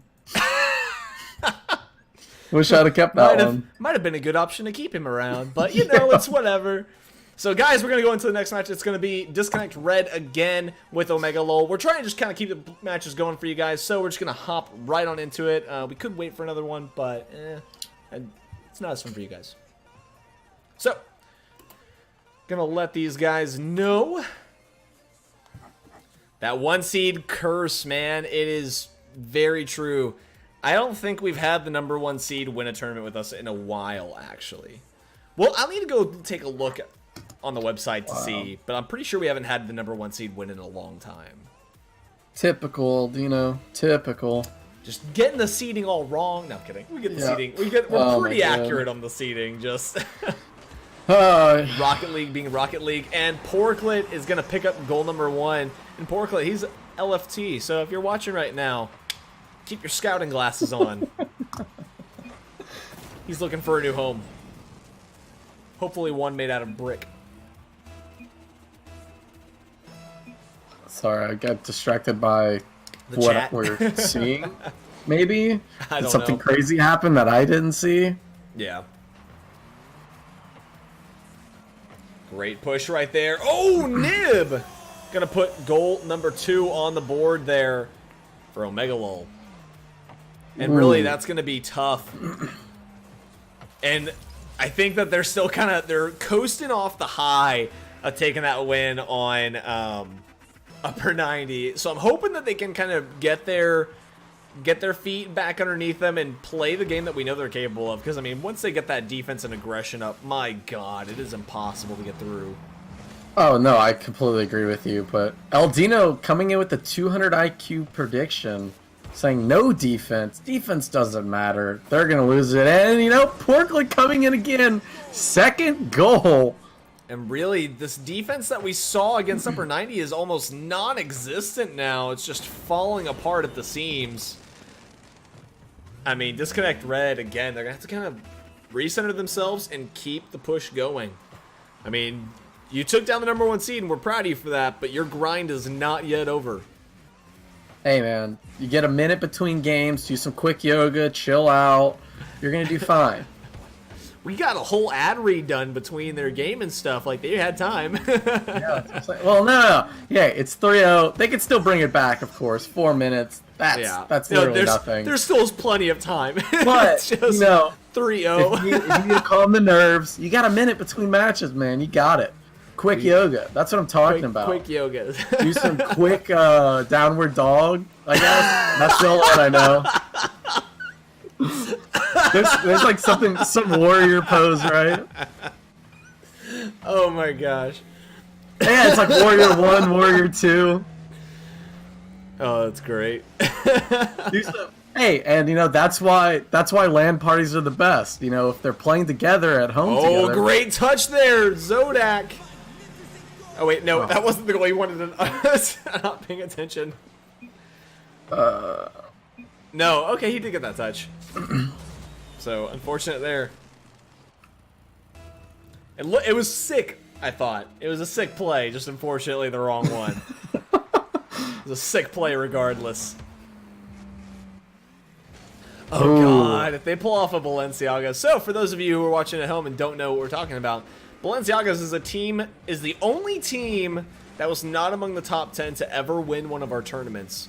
They came in as the 24th seed in like a 40 or 50 team bracket. Like it was a huge bracket. And they somehow upset everyone. Yeah. Like it was I think like the second or third biggest tournament we've done, and like they somehow upset everyone. Yeah. So Disconnect Red looking to try and be the next Balenciagas for us. Yeah. They won it all. They did. They upset everyone. No, and we have no clue how they did it. Like no clue. And we've seen the team around again. Like it's not like people playing on an alt account. Like it's, I don't know. It was wild. That can be Disconnect tonight.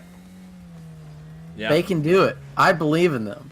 But they're just going to make some big plays and they can't let it get to them. New #1 team. So now 3-1. Disconnect Red trying to make a push back out. Quick swipe off to the side. Zodak keeps it alive for them. You're jinxing it. Oh, and that one close. Oh, Nib setting that one off the last defender. Omegalol is playing a bit faster now. Yes, good. And you know that Aldino, like, because he works so hard on the seeding that, like, it really upset him if it actually happened. Yeah. Yeah, when you see it. I know that he's, like, spent nights looking at that bracket to see. That's, like, one of the funniest, like, things that we look back on. Oh, great save there by Porklet. Zodak trying to keep the play moving. I think you have to like block them, Abu. I think if you don't want to hear Aldino, Django you have to block him. Missing the shot to the corner of the goal. It was gonna be so close. One defender back, two people on offense. They had it. Nib trying to get a touch out to get a pass going, but Zodak coming in fast. Swave is there, gets it passed off to Django. Oh! And we see Porklet just swipe it right off the nose of his car. Oh, and that's a touch off to the side. Django will pick up the save. 1:04 left. And it looks right like there from Octane. It looks like Disconnect Red there. I mean, three goals left. They got 55 seconds. It's still possible, but as Z-Octanes picks up goal number 5 for Omegalol, Disconnect's going to have to start looking to the next game and what they're going to have to kind of fix up here. Because Disconnect hasn't lost the first game yet. This is the first time that they'll be losing game number 1 if this keeps up. That is true. Every single time they've taken game number 1 and then they'll drop game 2 and then come back. So really, they're going to have to try and figure out what they're going to need to do here. Yeah, I definitely agree. But, like I said, if you lose game 1, some quick yoga, you can bring it back. They got a minute. What do you mean quick yoga? Just some They got a minute. Some quick minute of downward dog. I understand between series, not between matches. Just rip off the headset, push the chair out of the way.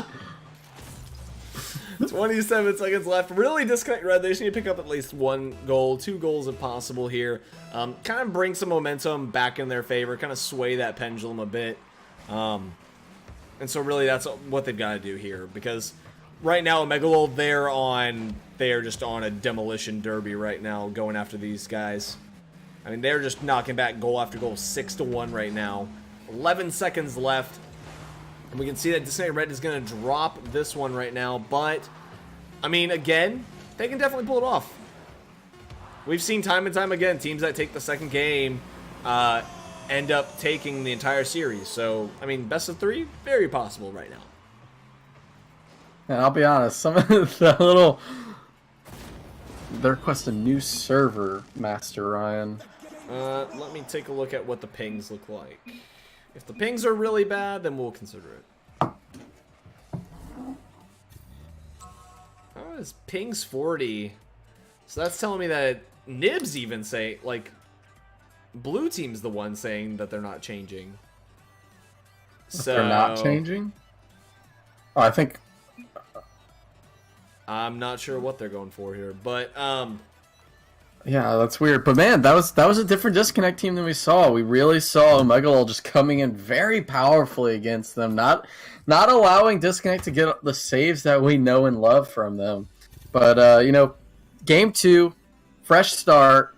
You got to think of it that way, fresh start each time. But I think they can pull it off. I think they can bring it back because they need to. They need to get this upset because there's nothing more that I like than Eldino can't. Eldino just being wrong. Nothing more that I love in this world than Eldino like staying up at night thinking, what did I do wrong? Considering what he did wrong that day, that's the ultimate goal of my life. So I need them to come back for this. I have like my happiness today is riding on it. Can we bring the greatest level of unhappiness to Eldino, our exactly tournament organizer? What can I do today that will make Eldino have a headache tonight? Comforts Eldino, but not Disconnect so much Red like him. winning this tournament. Eldino will not sleep tonight. That's what I want to see. I'm all for an underdog story, man. I'm all for it. I love underdog stories. So I mean, if these guys can pull it off, more power to them. I want to see it. I mean, absolutely. You prove that you can beat Upper 90. What's to keep you from beating these other guys? You know. I mean, Omegalol, though, in all fairness, is coming out super fast, and they're putting a lot of them on target, which was something that Upper 90 just really had trouble with there in their match. So Omegalol coming in a bit hotter than what we were seeing from Upper 90. So Disconnect Red, they're going to have to put in some work here. So game number 2 between these guys, Omegalol up 1 in the series. Disconnect Red looking to make a comeback here. Try to reverse sweep, but they got to take this match right now. Nib with the push up off the backboard. Oh, and a great follow through from Z-Octanes. And that's right off the bat, 16 seconds in. And we see Omegalol again just coming so fast into things. No, I saw it coming. We saw Zodak go a little too far forward, not able to jump for the ball. And you could just see Octane streaming down the field for that one. Yeah. So pushing that one out. Oh, and a great challenge right there. Swave trying to see if he can keep this play moving forward. Z-Octanes tries to go up for a challenge.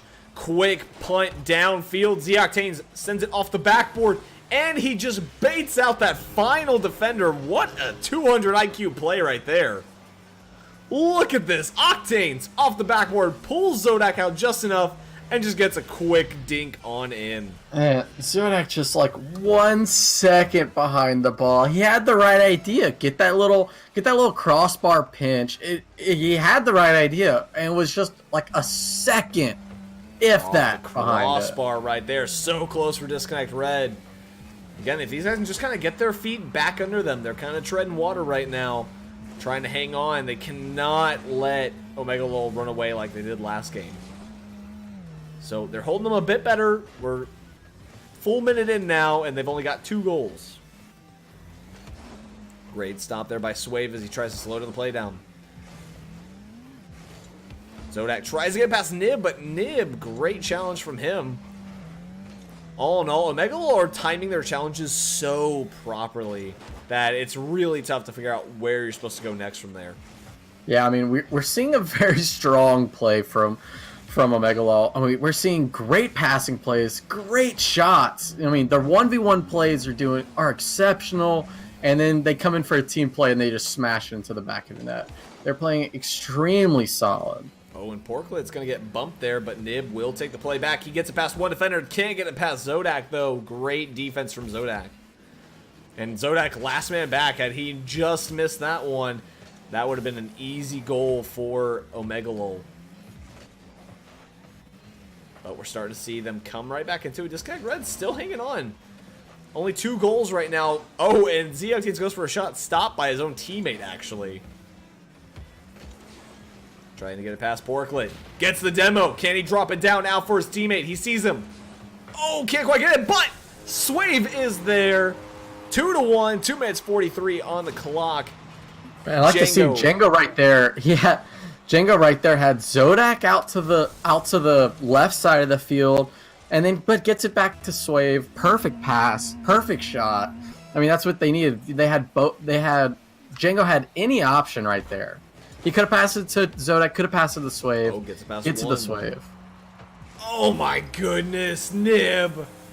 Nib and Z and Porklet. Look at this play. Just gets over that last defender, and the Nib comes in for the finisher right off that front tire. Are you kidding me? Omegalol. These guys are bringing the heat right now. Z-Octanes with the quick touch off to the side. Gets it clear. Oh, and just stops short.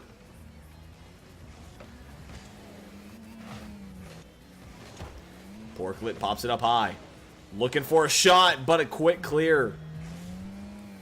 Swave, he was really the cornerstone of the defense that we saw last games.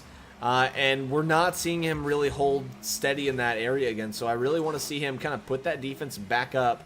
And I mean, they had a wall of a defense before, and it's virtually non-existent now. Yeah, I agree, man. We're not seeing that same defense, but also, I mean, upper 90 packed on so many shots, and so many were, just right in the reach of them. Omegalol is doing a great job constantly putting the ball out of reach of Disconnect. Yeah, and I mean, Omegalol holding steady right now. Keeping that one out to the side. Oh, and Nib just missing out on that touch. Z-Octane's keeping it going. There's the push out. Porklet popping it up off the back wall. Can he put that one away? He will. Porklet, what a solid touch right there. Gets the sick double touch. Man, what a double touch right there. And Owl Onichan saying that Omegalol's probably not going to go much further than this match, even if they win it.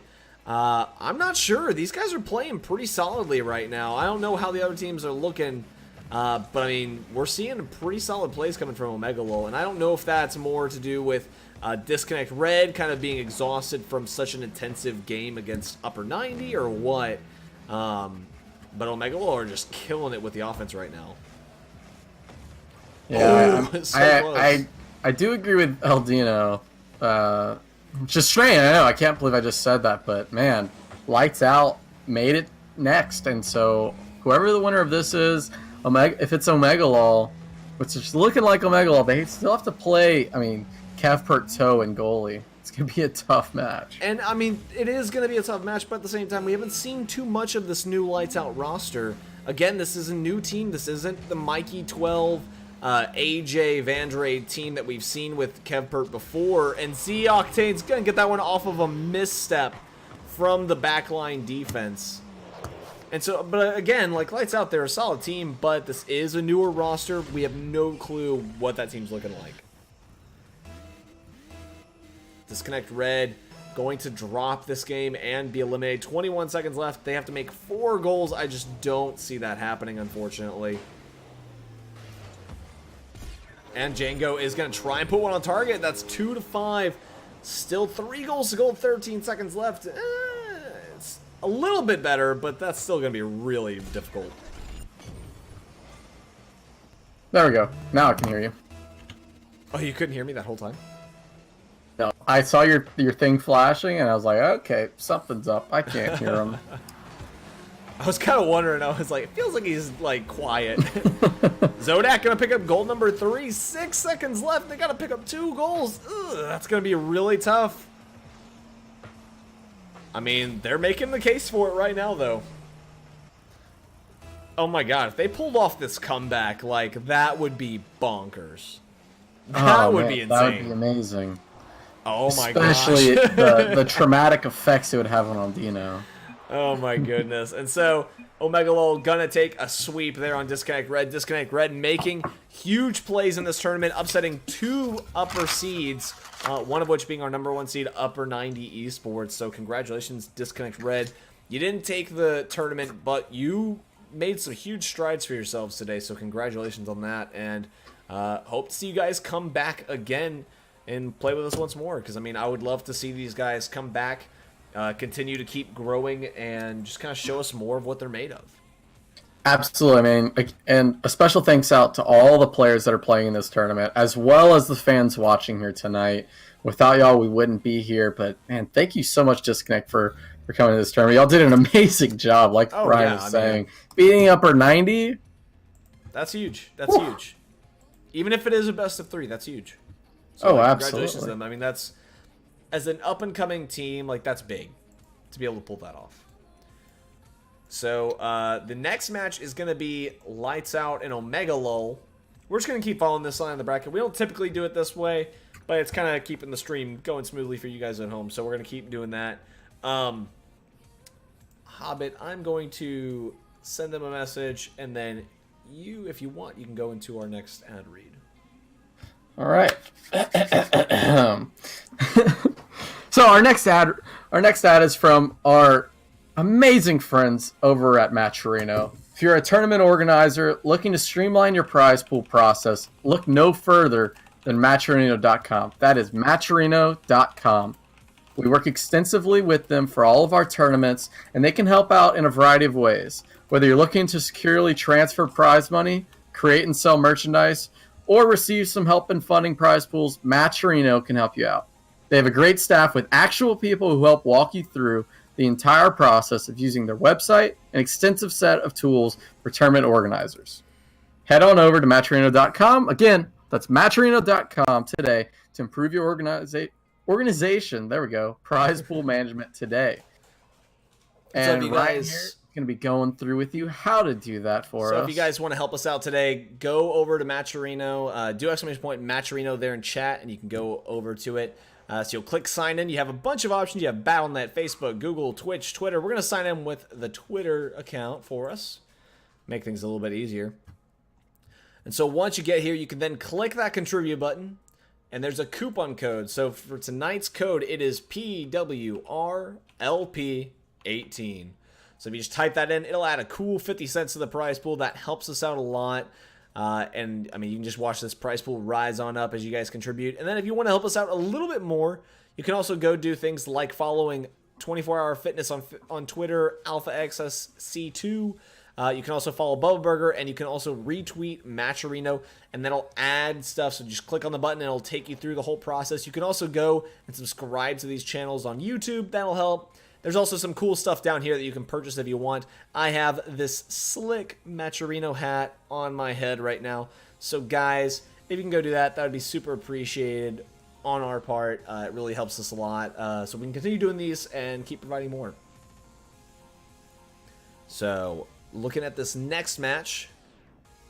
So it's going to be Lights Out and Omega Lol. I believe we're just waiting on Lights Out to check in, and then we'll be good. So, you want to talk about either of these two teams real quick? You know too much? So Lights Out, or Modified Lights Out. That's kind of what I have to refer to them now. Lights Out 2.0. Yeah, Lights Out 2.0. Kevpert, Toe, and Goalie. Kevpert, been a GC since Season 4. He's everywhere on the field, but we're going to see some shots. Toe, GC since Season 4, and Goalie, GC since Season 6. We've seen all of them play in our tournaments. They're all an amazing team. They're all played amazingly on Lights Out and Lone Wolves, but I'm interested in the team comp. I really liked watching Toe and Goalie play on Lone Wolves, and I think with Kevpert might add some interesting aspects. Yeah, And then again, Omega Lol, as we just saw. I mean, we're gonna see it from everyone. I mean, as we saw against Disconnect, we're gonna see Porklet getting shots, Nib getting shots, Octane getting shots. I mean, we're gonna see everyone everywhere on the field. They did great. They did a great job being everywhere. All of them participating in the saves and the shots. Yeah, I mean, Omega Lol had a really solid offense in the last game, and so if that's any indicator, they're going to be looking really good for this next series against Lights Out. And Abu, I know you're sad, but it's okay, man. We're going to have plenty more of these, and they can come back in and try to pull off that upset once more. I mean, again, that was a huge win for them. Really quickly, before we keep going, I'm going to give some quick shout-outs. Chicken Yug, thank you very much for the follow. U90 Arsenal, appreciate you very much for your host earlier. That was very nice of you to do that for us. Duke of Chutney, thank you very much for your 9th month subscription in a row. He is the highest. He's like got the most subscriptions in a row out of anybody else. And he says, "Your turn, Ryan. Show me your streak." I don't know what he's talking about. I'm gonna have to ask him later on what he means by that. And then Hair Hungry 241, thank you very much for that follow as well. It really means a lot that you guys are like willing to support us, give us your follows and all that stuff. So thank you guys for that, and thank you guys very much for watching. I know that it's been a bit of a rough stream at times, but we appreciate you guys sticking around, hanging out with us. How often are these? We do them every Monday. Every single Monday. So we're still waiting on Lights Out. Not sure what's going on. Or like where they are.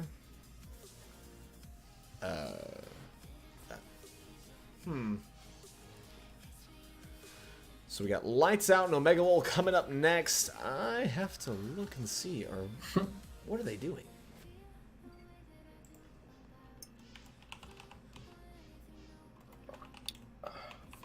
Take upper 90s. If only things worked like that, Abu. If only things worked like that. It'd be a very dangerous game. I don't know if RLRS teams would play in tournaments anymore. Say it again. Abu is saying he thinks that Disconnect Red should take upper 90s RLRS spot. I don't think any I'm sure they would never give tournaments like us the time of day if that was a rule. They'd be like, cool, we'll lose our spot. Yeah, not risking that. We'll just go play ranked. Yeah, rank sounds about right. Could be required. No, that should be required. I do not want to see teams like get debunked that easily. Right.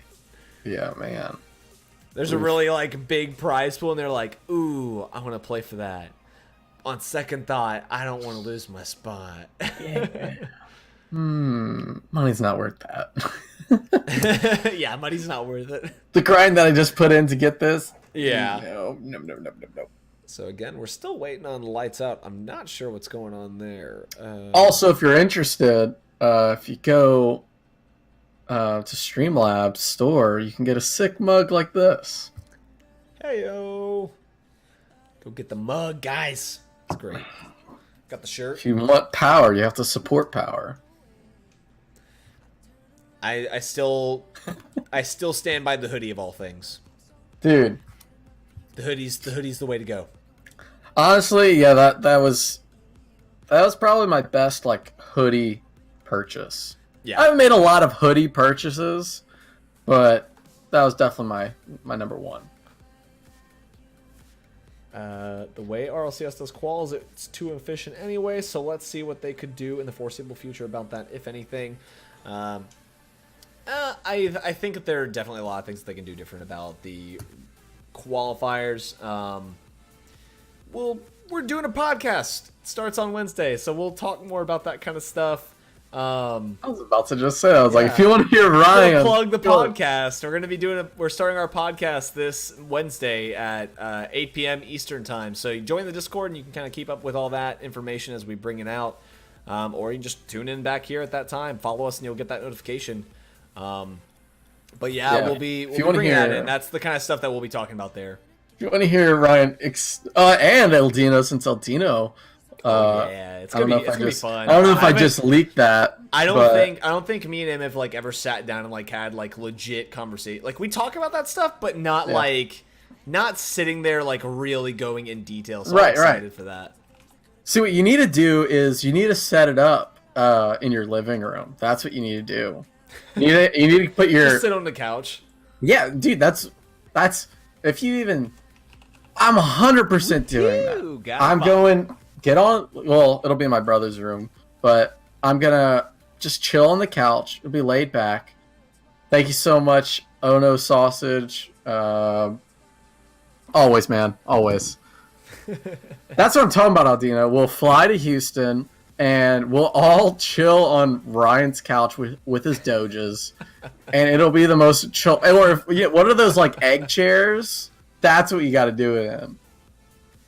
How long do I think Rocket League will stay popular? I want to play in CRL. Rocket League's gonna be popular for a long time. Like despite what we as peasants think, despite what we think as bystanders of Rocket League, like it's gonna be around for a long time. Like I will be blown away if it goes anywhere anytime soon. I just don't see it. Like it's got a passionate fan base behind it. I mean, it has a passionate fan base, and although there's been a few rocky segments, I think Rocket League's on the up. I think it's going to be around for a bit. Yeah, I just don't see it going anywhere anytime soon. Like, especially it's got a lot behind it too. I mean, if you watched League play this past weekend, you saw some Geico commercials. I was talking about it on the Broken Gaming Discord. RL2. The Rocket League Pass, if that's what you're talking about, is confirmed. Coming out on the 16th. But yeah, it'll be Rocket League 2. Oh, no, that's never happening. That's never happening. Yeah. They've confirmed that's never happening. Yeah, I don't think that would happen. Rocket League 2 is a no. Yeah, I think after they went away with whatever 8-word game they had last time. Supersonic acrobatic rocket-powered battle cars. Yeah. Also, Eldino, I thought it was the 16th, so leave me alone. I thought their post had something about the 16th. I was looking at it today. All right. Enough of that chit chat. We're going into the match. Oh my god.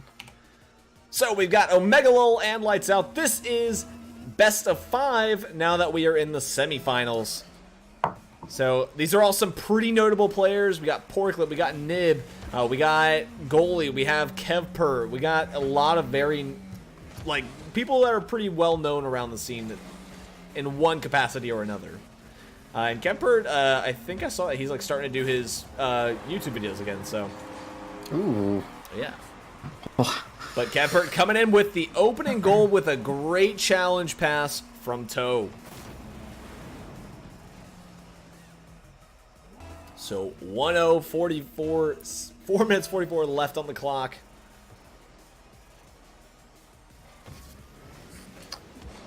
Great challenge right there. Goalie gonna go out, looking to keep the play moving forward, but quick intercept. Porklet dropping, oh, so close to dropping that one down off the crossbar. Toe will come in for the clear. There is an opening, but again, they keep it safe. Yeah, I thought there was gonna be a dangerous play right in front of their goal, but they managed to bring it back to their corner, and we saw a couple big clears. But I'm liking the pass plays. We're seeing some sketchy passing and some really nice passes already. Only a minute in, basically. Yeah, I mean they're keeping some solid plays moving for them. And again, this is game 1. We're just 1 minute in. Both these teams already coming out the gate firing on all cylinders, and that's what you like to see. I like to see these teams. By the time they get here, I mean, you need to be fully warmed up. You need to be making the plays that you're capable of. Right, of course. I mean, we've seen it be the kind of the detriment to some teams tonight, but those effective touches are what's going to be. And Kemper, another goal for him this game. Man, I did not believe in that one. I'll say that I did not believe in that one going in. But man, Octane just not able to get to it. I totally thought he was going to get back to that in time. Yeah, he looked like he still had time for that one. That was absolutely very close. The Octane's popping that one up high. Looking to get the follow through. Gets it almost over the top of Toe. And now we have goalie following through. Looking to get the pass out. Kempert going to get demoed there by Z-Octanes. And that's a solid play right there. Kempert was lying in wait for that pass. And had he been there, oh, that would have spelt danger for Omega Lol. So good stop there by Z-Octanes to get that demo. But goalie, jeez, we're seeing Lights Out just kill it right now. We thought Omega Lol was showing a lot of aggression in their match against Disconnect Red, and Lights Out is showing a little bit more than what we saw. Oh my god, yeah, they are just shot after shot. But man, I mean, we're seeing some great shots come out of them. But the crazy part is we've seen some pretty amazing stuff come from Omega Law, but Lights Out has just constantly been there to not let anything go through. So right there, getting the shot on the great pass from goalie right there. Goalie was trying to get that double. Or no, sorry, I thought from my earlier angle, I thought he was coming in for that double. And this Lights Out team is just doing phenomenal. We were a little concerned about how this was going to be, but I mean, it's been working out really solidly for them. I really wasn't sure how good a replacement these guys were going to be, because one thing that we always saw is Mikey, AJ, and Vandre, like, they brought a lot of firepower to the team. And I'm really happy to see Toe and goalie stepping up and filling those shoes pretty nicely right now. Yeah, I mean, it seems like almost, sad to say it, like a new and improved kind of team right now. Like, they are just killing it. Omega Law, we saw they were just so strong in that last matchup against a team that beat Upper 90, but man, they are just killing it right there, the own goal. And that was such an unfortunate touch. Kempert pushes that one out, gets the second touch, and what a sick play right there. Getting the quick pivot on his car and finding that angle, like, my god. Yeah, man. 5-0, and we're just now getting past halftime. Lights Out are commanding this game right now. And so really, like, kind of looking, what are some things that you think Omega Lol could kind of fix up at this moment? Oh, man, where to... I'm putting you on the spot, I know. Put me on the... I mean, not really on the spot, you know, kind of my job to do it. But, man, I'm just like... I'm enjoying the gameplay, especially from Lights Out, but just the effective touches. It seems like Omega Lol is kind of doing what they did last game, and they just went for a lot of big plays, and I think they just need to kind of... to bring it down. Yeah, we know you can just crank out some crazy stuff, but Lights Out can too. Yeah, Disconnect just couldn't keep up with it. Lights Out definitely can. Well, I think to an extent that just kind of came back to Disconnect.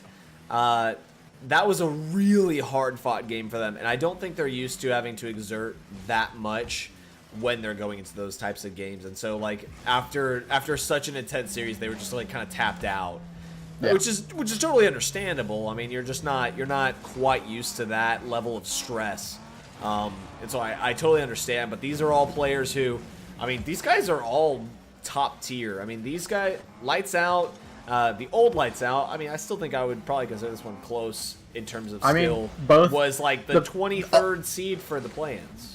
Yeah, I mean, all the players on this new Lights Out team, I guess, are all top tier players. Yeah, and Omega Lol, I'm willing to bet, was probably at least top 50 in their seeding. Right. So, but I think that would be the one thing I would say for Omega Lol is you're going for some big plays, and it hasn't. It's 25 seconds left. It's 5-0 for you. It hasn't been working too well. Kept getting that top left off of the pass. Omega Lol is a new team. Yeah, the players though are all, I guarantee, like, the players, because these are all pretty like familiar guys, they all must have been at least a part of like top 50 teams, I would say. So, quick push there. Goalie going for the attack. Stopped by Nib there in net. And really, players were all in it except for maybe Nib. Yeah. So, 6-0. We're seeing lights out just, again, they dominated that game. They killed it. And it's going to be a struggle here. I think that Omegalol, like you were saying, they were trying to go for some really big plays, and I think they just kind of got to bring it back to basics a bit. Hang on, you just disconnected for a second. Hello? Yeah, you hear me now? Yeah, I don't know why I just Discord closed for a second. It's all good. Sure. Very well. So really, Omegalol, they did some solid plays there. All in all, though, we're seeing one of the things that I talk about consistently with this Lights Out team is that synergy. We're seeing 9 shots, 3-3-3. I love to see equal participation across the board, and when you see that in a team, like, you kind of get what I like to call that Dignitas effect. And I mean, they rotated smoothly and just they killed that game. Yeah, I mean, I completely agree with you. That was one of the points that I wrote down about this Lights Out team is they are everywhere on the ball, just as I would have expected from these players. They're getting the saves, they're getting the shots. Although they didn't have to do too many saves right there, but they're getting the shot. They're everywhere on the ball, and that's exactly what you want moving into this new kind of. Although we are seeing top teams be able to pull out a lot of solo plays, but and a lot of like normalized positionings, but we're getting a lot of teams that it's constant rotations. Everyone's an attacker, everyone's a defender. And that's really how you have to play. Like, that's part of how that rotation system, like, that's the purpose of the rotations, is to make sure that, like, there isn't one player who's trying to carry the team. And so really, when you can get a team that has such a solid rotation that you just have even participation, like, that's a solid team right there. But we're going to see that was Lights Out. Lights Out picking up goal number 1 in this game as well. They're going to open it up. But they commanded that last game so solidly. 6-0. Omegalol really are going to have to make some changes here. Absolutely. And Ono Sash says, I think Toe has the light blue grip strides. I think they're the inverted or whatever. The fact that you knew that is impressive, because I sure as heck did. Oh, I'm right. Sweet. Feel good. We see the stop right there. The Octane's trying to center it up. Oh, and we see a double commit. Both Nib and... God dang it, I'm missing out names. But both of them went up for that one, and just ultimately, that's the problem. You can't have those double commits, especially with the way Lights Out's been playing. You can't be doing those. Absolutely. I mean, they're taking shot after shot, putting so much pressure. Although, you just kind of start getting those double commits, you gotta just reduce them. Kepper getting an amazing goal with a nice pass from Toe, just right on top of the defenders right here. And, I mean, one thing that you also have to be watching out for is Kepper is just... He's got insane control with his car. Like, oh, yeah, and he is so sneaky on their offense, man. So many times we see him cherry-picking. Yeah, and he's just up there waiting. You know the comms are good because he's cherry-picking, and you see it. You see the pass just dart right to Kepper, and he sneaks it in. Well, you know that, like, they've got good comms in that, but you know they also have a lot of trust. Like, to be able to leave your half entirely and just, like, forsake the defense to 2 of your teammates, like, that's a lot of trust right there. Oh, of course. But Lights Out exploiting a huge breakaway opportunity. Going to pick up another easy goal as they do a give and take between Toe and Kevpert. So 3:42, and again, Lights Out holding this one. Omegalol really have to make some changes. They've got to start kicking up the aggression a bit. But really, again, tighten up that rotation. Have someone there for the follow-throughs. Like, that's one of the biggest things that we've seen is an issue for teams tonight, is just no one there for follow-throughs. Either they've been doing really well with it, or they've been doing really bad.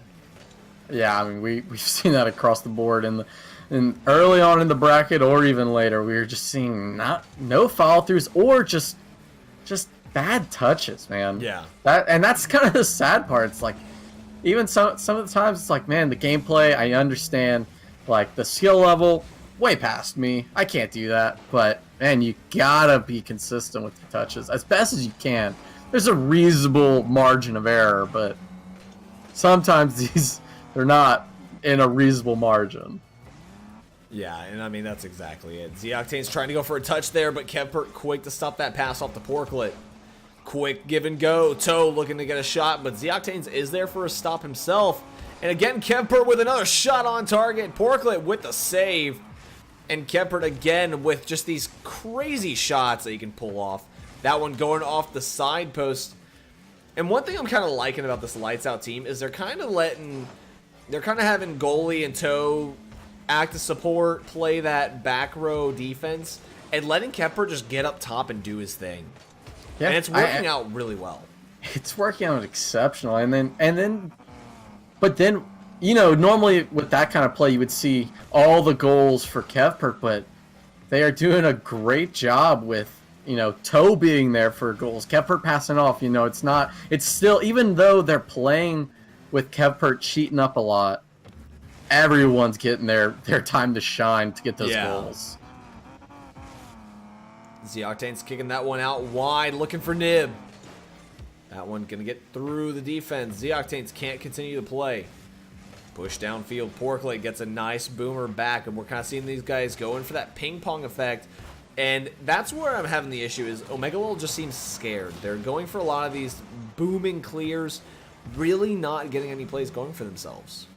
Yeah, I mean, and the sad realization is it's kind of natural, you know. You lost 6-0 to this commanding offense, and then you're just like, crap, we can't let them be on our side. Yeah, but and so you just get in this mentality of like, just clear it, just get rid of it. Yeah. We'll attack later, and it's just like later never comes. And so at some point you've just got to forego these booming clears and control it out. You're gonna get challenged a lot. But that's what you have to adapt to. If you're going to play at this level, you've got to be ready for that. Great stop there. Nib going for a touch. Oh, and Kempert will get the save. And Omega Lol, these guys, they can put on the offense. We saw it against Disconnect Red. I mean, they were able to take those guys to task. And so really just, come on, bring that back to us. Let's see what you can do once more. Kevpert going to just miss out on that touch. Goalie. Oh, and there's a demo. Kevpert going to get the demo there on Nib. And he comes back and follows through with a shot. Are you kidding me? Kevpert just doing it all by himself. And I just got confirmation that Flip Flop is in the finals. So if Lights Out continues this trend into the next match, then it's going to be a Lights Out Flip Flop finals. Omega Lol want to make a change before then. Yeah, I mean, Kevpert, a man after your own heart, getting the demo for the goal. I mean, Kevpert knows what I like, man. He's like, I'll buy you chocolates. I was like, nah, get me a demo. And Kevpert with a quick stop there on that attack. And that is going to be game number 2 in favor of Lights Out. Again, just commanding the game. We're really not seeing Omega Lol be able to do too much here, and it's just kind of unfortunate. Again, they're kind of defaulting to that booming clear mindset of just like, get rid of it, and we'll attack later. Yeah, and that's going into this game 3. That's exactly what they need to get out of. If they can, you know, do a little yoga, chill out, go into this game 3 clear-headed, and like don't think about the goals that because now we're looking at 10 goals this series already scored on, with none for Omega Lol. They really need to come into game 3 with just everything's on the line here, and you're not gonna lose anything. You're already losing 2-0. Just go guns blazing, try to sneak out that win.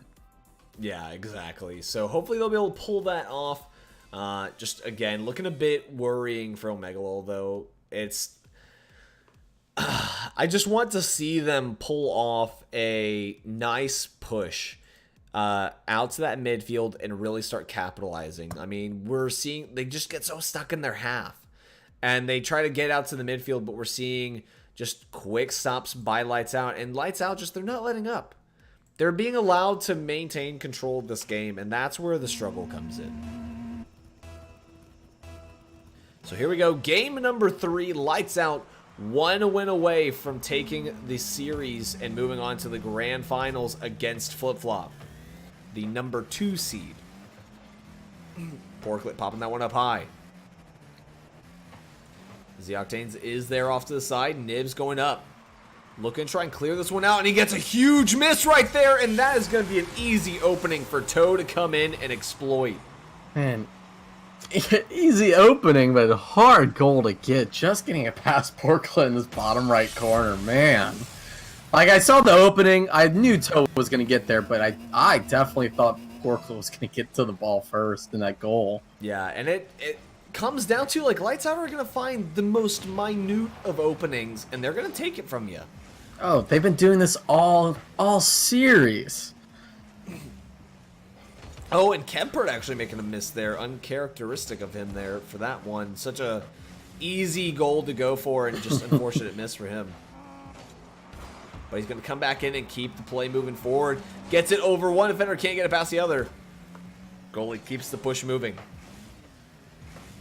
Yeah, I mean, again, we're starting to see Lights Out just try to push as many shots on as they can, like they've been doing all series, which has worked well for them, but Omega, we need to see them stop that campaign.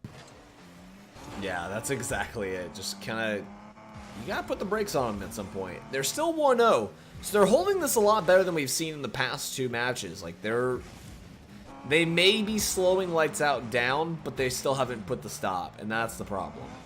Because, I don't know if you realized, but Omega will have yet to score a single goal this entire series. Lights Out at 11 goals now, Omega will yet to get 1. Yeah, and that's what I'm worried about. And that's why, like, at this point, just guns blazing, man. Try to get 1 goal this series. That's what you need. You need that little momentum. Maybe that's going to put a damper on.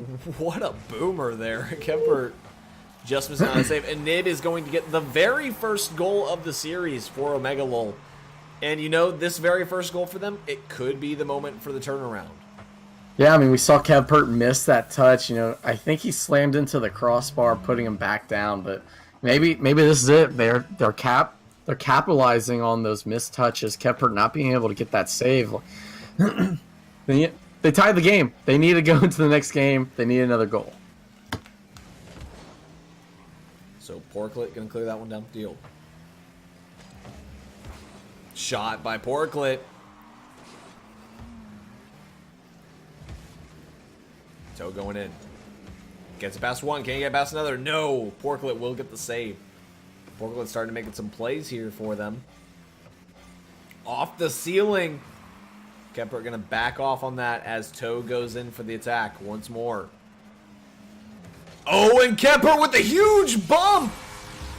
And that was a sexy play right there. Oh, we're going to take another look at that one. Goalie goes in for the shot after Kemper gets the clean bump out of net. Man. Kemper, really just a man after your heart. Getting that just amazing bump right there. Man. Love the plays. Love the plays. The scary part was that Omega still almost blocked it. I mean, they came super close. Like, that was the... I really, like, after I saw that bump, I was like, oh, it's an easy goal. But the fact that, like, that was too close for comfort almost. That one on target, but just going a bit wide. Z-Octane's trying to keep it going once more. And there's an opening. Porklet will put it away, and it is 2-2 once more. We're starting to see Omega Lol come alive. They got not one, but 2 goals for themselves. Finally up in the series on that. So now we're seeing stat-wise, 2 goals total for Omega Lol, 12 total for Lights Out. Like, that's just a crazy stat to be thinking about. Yeah, but, man, those 2 goals are exactly what they need to stay in this third game. Yeah, it's 12 goals to 2. I mean, that's just bonkers in terms of when you think of, like, how much the offense has to be controlling to get that many. And this is the third game. And it's not even over yet. I know, but man, there's two crucial goals to possibly get to game 4. Yeah, and that's the thing is, I mean, Omegalol could totally still take the series with total less goals. Like, that's the craziest thing to think about. Yeah. Oh, absolutely. I mean, if they do well, keep it low scoring. They might win. They could win a series 4 goals to 12. Yeah. So, I mean, we'll see how it goes right now. But Nib, Or it goes to be our 5 goalie, goals, going to get the but- huge pinch there. And we see Omegalol try and turn it right back around. Kempert goes for a booming clear off the backboard. And he is there to meet it at the ground. 3-2. 50 seconds left on the clock. Kempert not missing a beat. And that miss on the backboard by Nib is the moment that Kempert sealed their fate. Kepper, I think, looking to get 9 goals, maybe trying to hit that double digits for this series because he's at 8 right now. I mean, he's got 3 hat tricks total now. Yeah. Like, that's wild. I mean, he has been a scoring machine for Lights Out lately. So Porklet going to follow this one back out, trying to rotate back in to keep things going for them. Great challenge by Nib. Z-Octanes tries to get the play pushed out to the middle. They're looking for Porklet. Porklet gets it off of Z-Octanes. What even happened? That was so fast. What? Nib up. Look at the pinch right here. Or not pinch. Oh, the redirect. What a play. Omegalol bringing it right back to even with 22 seconds left. Lights Out just want to shut this thing down. And Omegalol say, no, sir, we want to have another chance at you. Yeah, Lights Out just begging for the shutdown, but they'll still be fine, but just begging for the shutdown now. I mean, Lights Out, they just want to take this one and find themselves in that grand championship already. There's a push out to the mid. Oh, and that one, it could go in still. Clears off to the side, still hasn't touched down. It will finally go down, though, and we are in overtime. Lights Out just need the 1 goal. Yeah, we need to see that commanding offense from Lights Out in this overtime. Quickly get that goal, full speed ahead. If they score on you, you still have 2 games. But if you just go guns blazing on the offense, you win the series. Yeah, and that's the thing, is if you're Lights Out, you just want to take it now. You just want to end this thing. Right. You've dealt with this team long enough, and you want to go see what Flip Flop has in store for you. But Omegalol, if they can keep this up, they could. If they can take this game, it still is totally possible for them to come back and pull off that reverse sweep. Now that they're finally starting to find some offensive pressure. But Toe gonna try and clear this one out. Oh, and it looks like it's a chance for a breakaway. Can they get the... Oh, and Kemper coming in with the clutch demo there on Porklet right on the goal line. Toe knows his buddy's coming in, and Kemper, a man after my heart, he takes this one solidly. Lights Out, get the clean 3-0 sweep over Omegalol. Man, 14 goals to 3. Kemper, 14 you sexy to 3. beast, you. 2 of those goals, with the help of Kevpert, the demo right on the goal line when you think there's no way the defender's right in front of the ball. He just sneaks out the demo.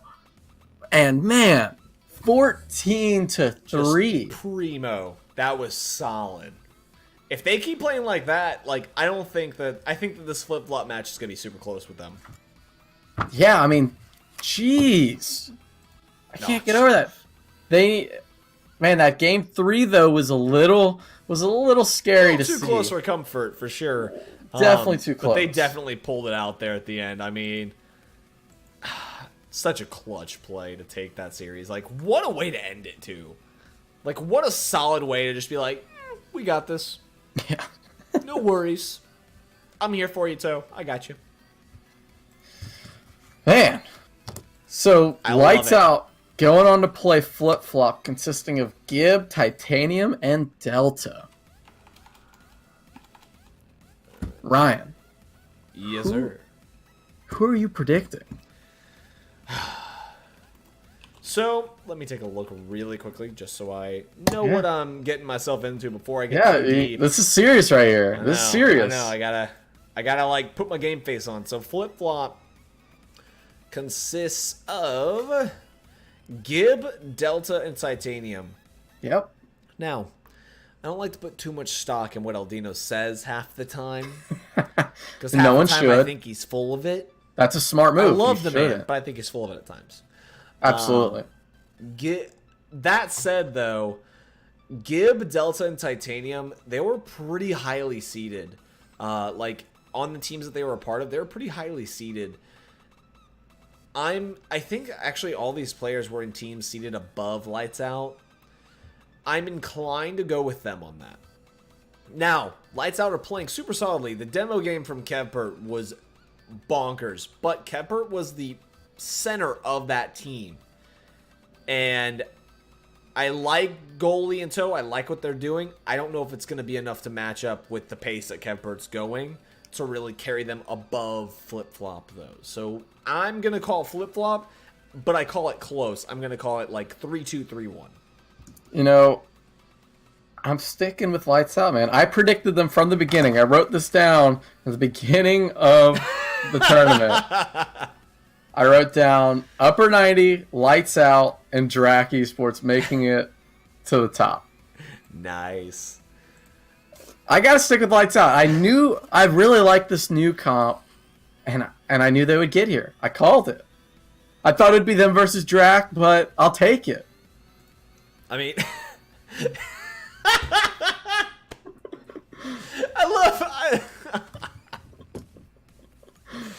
I gotta say, I love how much you love them, man. Like, I don't think they're gonna become anything anytime soon. You know, I'm glad that you're sticking with your guns on it. Like, you know, it really helps my love. I called it before, though. It's a meme that you've gotten too deep in, and you can't give up now. But you know what? You know what has helped though? We have never watched them lose, ever. Yeah, we have. No, we have not watched the game that they've lost. Really? No, I haven't. I haven't. I have not. We have to have. No, every time they lose, it's when we switch across the bracket. Yeah, you're right. For me, at least, I know you. I know for sure you probably have, but yeah, I saw them lost like the first time that I commentated them. Right. So I have currently not watched them lose yet. So they're on a winning streak for me. Because you haven't like been in watching the match, that makes them a good team. They're amazing. They always win when Your standards are too weird for me. That's the problem right there, though, Ryan. We haven't watched. Like, if we followed them, they're gonna win the tournament. Every match that I've watched, they win. I've seen them lose, though. Yeah, but I haven't. That's the thing. Your standards are too weird, man. Get out of here. What kind of color commentary is that? But no, I've never seen this team lose, therefore they're winners. Every time I've watched them, they've won. That's a perfect streak. It's me. I'm the key. I'm the key to their RLCS debut. No. No, that's just not true. But I love you, man, but that's not how it works. Says you, a doubter. No, it says someone who predicted 5 of the 6 teams to qualify. But I didn't watch them play, and therefore they couldn't qualify. That's how it works. Get out of here. On a serious note, when I probably for those when of you we were just joining us, we're waiting for the other team to join to check in, and then we'll be good to go.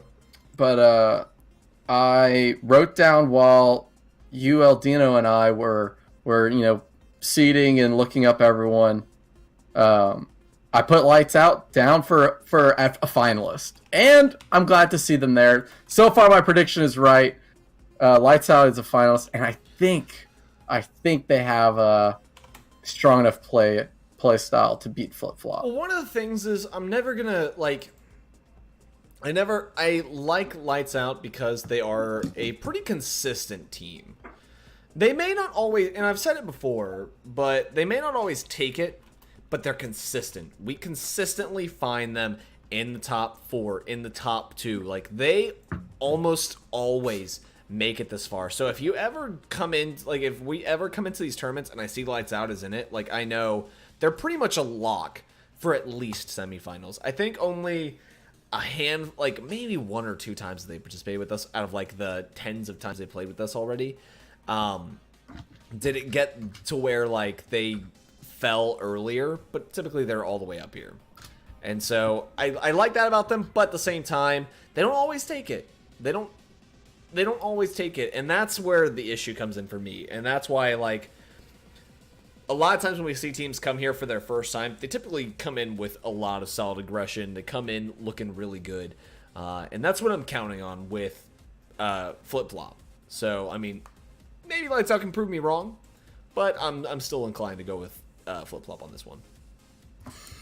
And it's okay to have wrong opinions. I get it. Hey, you sleep on track. You know me, man.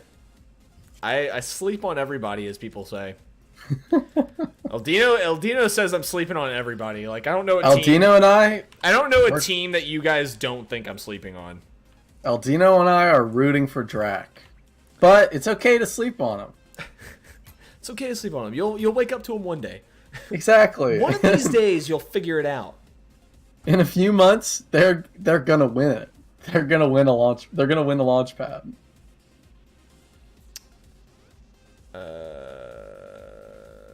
Flip-Flop kept you. Gibson has a CSL match. So what's going on here? Hang on one sec.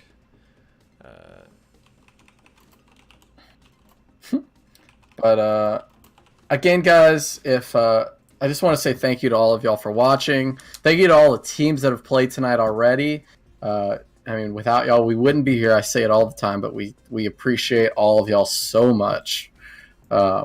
Just watching, commenting, it's amazing. We love it. We love seeing the comments, and we love watching these amazing teams grow and play in our in the Launchpad and in everywhere. We constantly keep up with y'all. I'm trying to understand what's going on. Goalie just sent a message that says Flip-Flop Crush Forts Captain Matthew Gibson has a CSL match.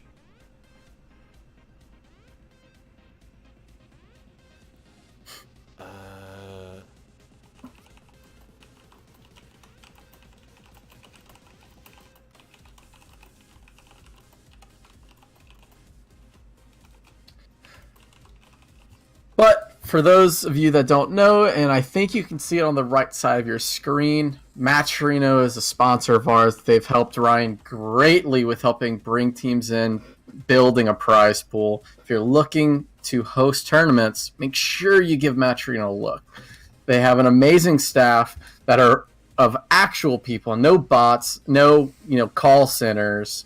They will help you out greatly. They make the whole process easy. They give you the right set of tools to host your tournaments. Head on over to matcherino.com today to improve your organization's prize pool management today.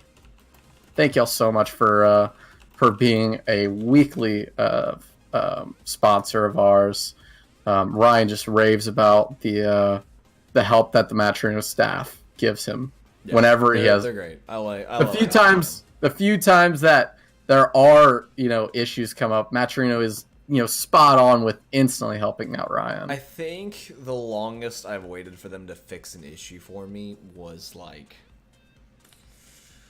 man, it couldn't have been longer than an hour. They're fast. Oh, wow. Like they're really quick. And I mean, like they're always there to help. So we are running into a bit of an issue for you guys at home. We are probably going to take a short break here because apparently Gib of Flip-Flop had another match that he had to be a part of for CSL. So we're probably going to take a break here So wait, what? It just said Flip-Flop joined the game lobby and Lights Out has created the game lobby. What? I thought we were waiting on someone. Is he not? Are we not waiting on him anymore? What the hell? I'm so confused between these two games. But apparently we might have to be waiting. So hang on one sec. I'm going to double check. But there's a chance we may have to wait. Abu, they're not all GC levels, but we do see the finalists normally GC. You know, anyone is absolutely welcome to join, but yeah, the finalists are basically going to be the GC realm. Typically, that's where you're going to end up finding them, yeah. So, yeah. We're going to take a quick break. We'll be right on back, guys. Don't go too far away. Stick near us, and then we'll be right back with that. Yeah, apologies for that, guys. We just have to wait on them to finish up that match. I don't want to cut the stream here because it's kind of a disservice to you guys who've been following along. So yeah, just kind of hang out. We'll be right back.